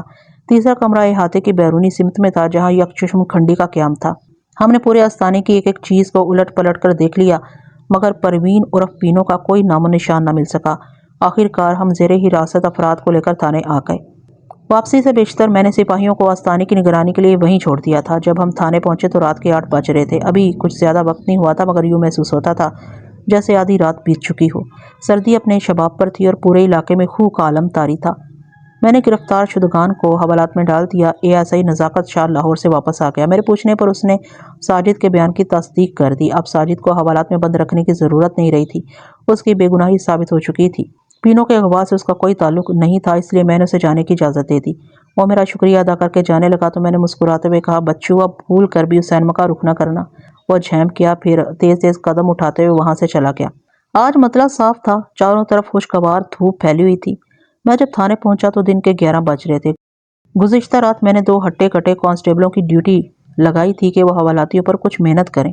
صبح ہونے سے پہلے ہی ان کی محنت رنگ لے آئی تھی۔ وہ ایسے ہی جلاد تھے، پتھر بھی ان کے سامنے بولنے لگتے تھے۔ مرغن غذائیں کھانے والا چربیلا پیر کہاں تک مزاحمت کر سکتا تھا؟ اسے اپنے کالے کرتوتوں کا اعتراف کرتے ہی بنی۔ اس کے اعتراف کا خلاصہ میں آپ کی خدمت میں پیش کرتا ہوں۔ پیر مستان شاہ ایک طویل عرصے سے سادہ لوگوں کو بے وقوف بنا رہا تھا۔ لوگ اس کے شبدوں کو اس کی روحانی قوتوں سے تعبیر کرتے اور اس کے مرید ہو جاتے۔ یہ اس زمانے کی بات ہے جب سائنس نے ابھی اتنی ترقی نہیں کی تھی، نہ ہی گھر گھر ٹی وی ڈش اینٹینا اور دوسرے ذرائع ابلاغ کا رواج تھا، اس لیے گاؤں دیہات کا عام آدمی بڑی آسانی سے بے وقوف بن جاتا تھا۔ مستان شاہ کے شاطر ذہن نے لوگوں کو مرعوب کرنے کے لیے عجیب و غریب قسم کے ٹوٹکے ایجاد کر لیے تھے۔ وہ انڈوں میں سے بالوں کے گچھے، سوئیاں اور مسور ماش کی دال برآمد کرتا، اخروٹ اور بادام میں سے تعویذ نکالتا اور اپنے پاس آنے والے پریشان حال لوگوں کو یہی تاثر دیتا کہ اس نے اپنے علم کے زور سے جادو ٹونے کا اثر زائل کر دیا۔ لوگ بآسانی اس کی باتوں میں آ جاتے تھے۔ در حقیقت وہ بادام اور اخروٹ کو توڑ کر اس میں سے مغز کو علیحدہ کر لیتا تھا۔ اس کام میں وہ بڑی احتیاط کا مظاہرہ کرتا۔ اس کی کوشش ہوتی کہ بادام یا اخروٹ 2 پیس میں ٹوٹے۔ بعد ازاں وہ خود ساختہ تعویذ 2 حصوں کے درمیان رکھ کر انہیں گوند سے جوڑ دیتا۔ اسی طرح وہ مختلف انڈے بھی تیار کر لیتا تھا۔ انڈے کے چھلکے میں کسی نوکدار چیز سے چھوٹا سا سوراخ کرنے کے بعد اس سوراخ کے راستے مختلف قسم کے بالوں، سوئیاں اور دالیں انڈے کے اندر داخل کرنا اس کے لیے کوئی مشکل کام نہ تھا۔ پھر وہ سرنج کی مدد سے اپنی مرضی کا رنگ بھی اسی سوراخ سے انڈے کے اندر انجیکٹ کر دیتا۔ بعد ازاں سوراخ کو گوند سے بند کر دینا اور انڈے کو بوائل کر لینا، جس سے انڈے کے اندر پائی جانے والی زردی اور سفید سخت ہو کر جم جاتی۔ ان تیار شدہ انڈوں پر وہ مختلف مکروہ جانوروں کی شبیہ بنا لیتا۔ اس کے بعد سارا کھیل ہاتھ کی صفائی کا تھا۔ تیار شدہ انڈے، بادام اور اخروٹ اس کے سامنے رکھی ہوئی صندوقچی کے خفیہ خانے میں موجود ہوتے تھے۔ وہ سائلوں کے لائے ہوئے انڈے یا بادام یا اخروٹ پر قلم کاری کرنے کے دوران میں اسے اپنے تیار کردہ انڈے یا بادام اخروٹ سے تبدیل کر دیتا۔ اس کے بعد جو کچھ بھی ہوتا اس کی تفصیل میں جانے کی ضرورت نہیں۔ مستان شاہ نے اپنی بے لگام شیطانی خواہشات کی تکمیل کے لیے بعض معصوم لڑکیوں اور عورتوں کو بھی ہوس کا نشانہ بنایا تھا۔ پینو اس کا 7واں شکار تھی۔ پینو سے پہلے بے آبرو ہونے والی لڑکیوں میں سے بعض نے صدائے احتجاج بلند کرنے کی کوشش کی تو خطرناک نتائج کی دھمکی دے کر ان کی زبانوں پر تالے ڈال دیے گئے۔ ایک آدھ نے تو پیر صاحب کے کرشموں کے روب کے سبب احتجاج تو کیا، کسی قسم کی مزاحمت بھی نہ کی اور اس ظلم کو اپنی تقدیر سمجھ کر خاموشی اختیار کر لی۔ پینو ان 6 لڑکیوں کے برعکس ثابت ہوئی تھی۔ اس نے نہ صرف یہ کہ پیر صاحب کے مذموم عزائم کے خلاف جم کر احتجاج کیا بلکہ الٹا اسے سنگین نتائج کی دھمکی بھی دے ڈالی۔ مجبوراً پیر صاحب نے پینو کو ہمیشہ کے لیے خاموش کر دیا۔ اس شیطانی کھیل میں کھنڈی اور اللہ رکھی کا کردار مستان شاہ کے ایجنٹوں کا سا تھا۔ وہ شکار گھیرنے پر مامور تھے۔ اللہ رکھی جانتی تھی کہ چودھری رب نواز ہاتھ دھو کر پینو کے پیچھے پڑا ہوا تھا اور اسے یہ بھی معلوم تھا کہ پینو چودھری کو سخت ناپسند کرتی ہے۔ وقوعہ سے 2 روز بیشتر گھر کی لپائی کے لیے چھپڑ میں سے مٹی نکالنے گئی تو وہاں اس کی ملاقات اللہ رکھی سے ہو گئی۔ اللہ رکھی نے مناسب موقع جان کر پینو کی دکھتی رگ پر انگلی رکھ دی اور اسے راہ دکھائی کہ وہ چھوٹے چودھری سے پیچھا چھڑانے کے لیے پیر مستان شاہ سے جادو والا تعویذ لے لے۔ ساتھ ہی اس نے پیر صاحب کی ڈھیروں تعریفیں بھی کر دی۔ پینو نے سوچنے کی مہلت لی اور آخرکار اللہ رکھی کی تجویز پر عمل کرنے کے لیے تیار ہوگی۔ وہ ہر صورت میں رب نواز سے جان چھڑانا چاہتی تھی۔ اللہ رکھی نے مستان شاہ کو پہلے باخبر کر دیا تھا۔ جمعرات کی شام کو جب وہ وہاں پہنچی تو دھمال اپنے عروج پر تھی۔ اللہ رکھی پینو کو بڑے ہال میں لے جانے کی بجائے سیدھا مستان شاہ کے حجرے میں لے گئی، پھر ابھی آئی کا کہہ کر وہاں سے کھسک گئی۔ مستان شاہ نے پینو کی ببتا سننے کے بعد شرافت کا لبادہ اتار پھینکا اور اپنے ہتھ کنڈے پر اتر آیا۔ پینو اس کے عزائم کی تکمیل کے لیے ہرگز تیار نہیں تھی۔ مزید برآں اس نے پیر صاحب کا پول کھولنے کی دھمکی بھی دے دی۔ مستان شاہ نے کھیل بگڑتا دیکھا تو گلا گھونٹ کر پینو کا کام تمام کر دیا۔ بدہضاں حسب منشا لاش کی بے حرمتی کرتا رہا۔ کل جب میں نے اللہ رکھی سے ملاقات کی تھی اور اس نے بتایا تھا کہ پینو اس کے ساتھ تعویذ لینے مستان شاہ کے پاس گئی تھی تو میں نے اللہ رکھی پر یہ بات واضح کر دی تھی کہ اس کے بیان کی تصدیق کے لیے میں پیر صاحب سے بھی ضرور ملوں گا، مگر اسے توقع نہیں تھی کہ میں اسی شام یہ قدم اٹھا لوں گا۔ وہ اپنی دانست میں پیر صاحب کو میری متوقع آمد سے مطلع کرنے گئی تھی تاکہ وہ پینو کے سلسلے میں محتاط ہو جائے، مگر اس کے وہاں پہنچتے ہی پانسا پلٹ گیا تھا۔ میں نے مستان شاہ کی نشاندہی پر پینو کی لاش برآمد کر لی۔ اسے نہر کے اندرونی حصے میں پل کے قریب ریت میں دبایا گیا تھا۔ سردیوں میں عام طور پر نہروں میں پانی بہت کم ہو جاتا ہے۔ بس نہر کے وسط میں پانی ایک لکیر کی مانند بہتا رہتا ہے جبکہ دونوں کنارے ہاتھ سے اندر تک خشک ہی رہتے ہیں۔ میں نے پینو کی لاش کو پوسٹ مارٹم کے لیے شہر کے اسپتال بھجوا دی اور تمام قانونی کارروائی مکمل کرنے کے بعد مستان شاہ، کھنڈی اور اللہ رکھی کے خلاف چالان تیار کر لیا۔ تینوں نے اپنے جرائم کا اقبال کر لیا تھا، لہٰذا کسی قسم کے ریمانڈ کی ضرورت نہیں تھی۔ کیس اپنی جگہ بہت مضبوط تھا، وہ تینوں کسی بھی صورت بچ نہیں سکتے تھے۔ دوسرے روز یعنی سوموار کو میں نے چالان عدالت میں پیش کر دیا۔ عدالت نے ابتدائی کارروائی کے بعد ان تینوں پر فرد جرم عائد کر کے انہیں جوڈیشل ریمانڈ پر جیل بھیج دیا تھا۔ عدالت میں وہ کیس زیادہ عرصہ نہیں چلا تھا اور جہاں تک مجھے یاد ہے تیسری یا چوتھی پیشی پر ہی انہیں سزا سنا دی گئی تھی۔ مستان شاہ کو قتل عمد کے جرم میں عمر قید اور 30 کوڑوں کی سزا ہوئی تھی جبکہ کھنڈی کو اعانت جرم اور اخفاء جرم کے تحت 5 سال قید بامشقت اور اللہ رکھی کو 2 سال قید محض ہوئی تھی۔ پروین عرف پینو کی تدفین کے ٹھیک 1 سال بعد اس کی قبر کے پہلو میں ایک اور قبر کا اضافہ ہو گیا۔ یہ ساجد کی قبر تھی۔ پینو کو پیش آنے والے واقعے کے بعد سے ساجد شارپائی سے لگ گیا تھا۔ ہر قسم کے علاج معالجے کے باوجود بھی وہ سنبھل نہیں پایا تھا۔ ڈاکٹروں نے سینے کی TB بتائی تھی اور اس موذی مرض نے آخرکار اس کی جان لے لی اور وہ اپنی محبوبہ کے پڑوس میں جا بسا۔ حق مغفرت کرے، عجب قسم کا عاشق تھا۔ تو ناظرین، امید کرتی ہوں کہ یہ کہانی بھی آپ کو کافی پسند آئی ہوگی۔ پسند آئی ہے تو لائک، کمنٹ اور شیئر کرنا ہرگز مت بھولیے گا۔ مجھے اجازت دیجیے ایسی ہی کسی دلچسپ کہانی تک کے لیے۔ اللہ حافظ۔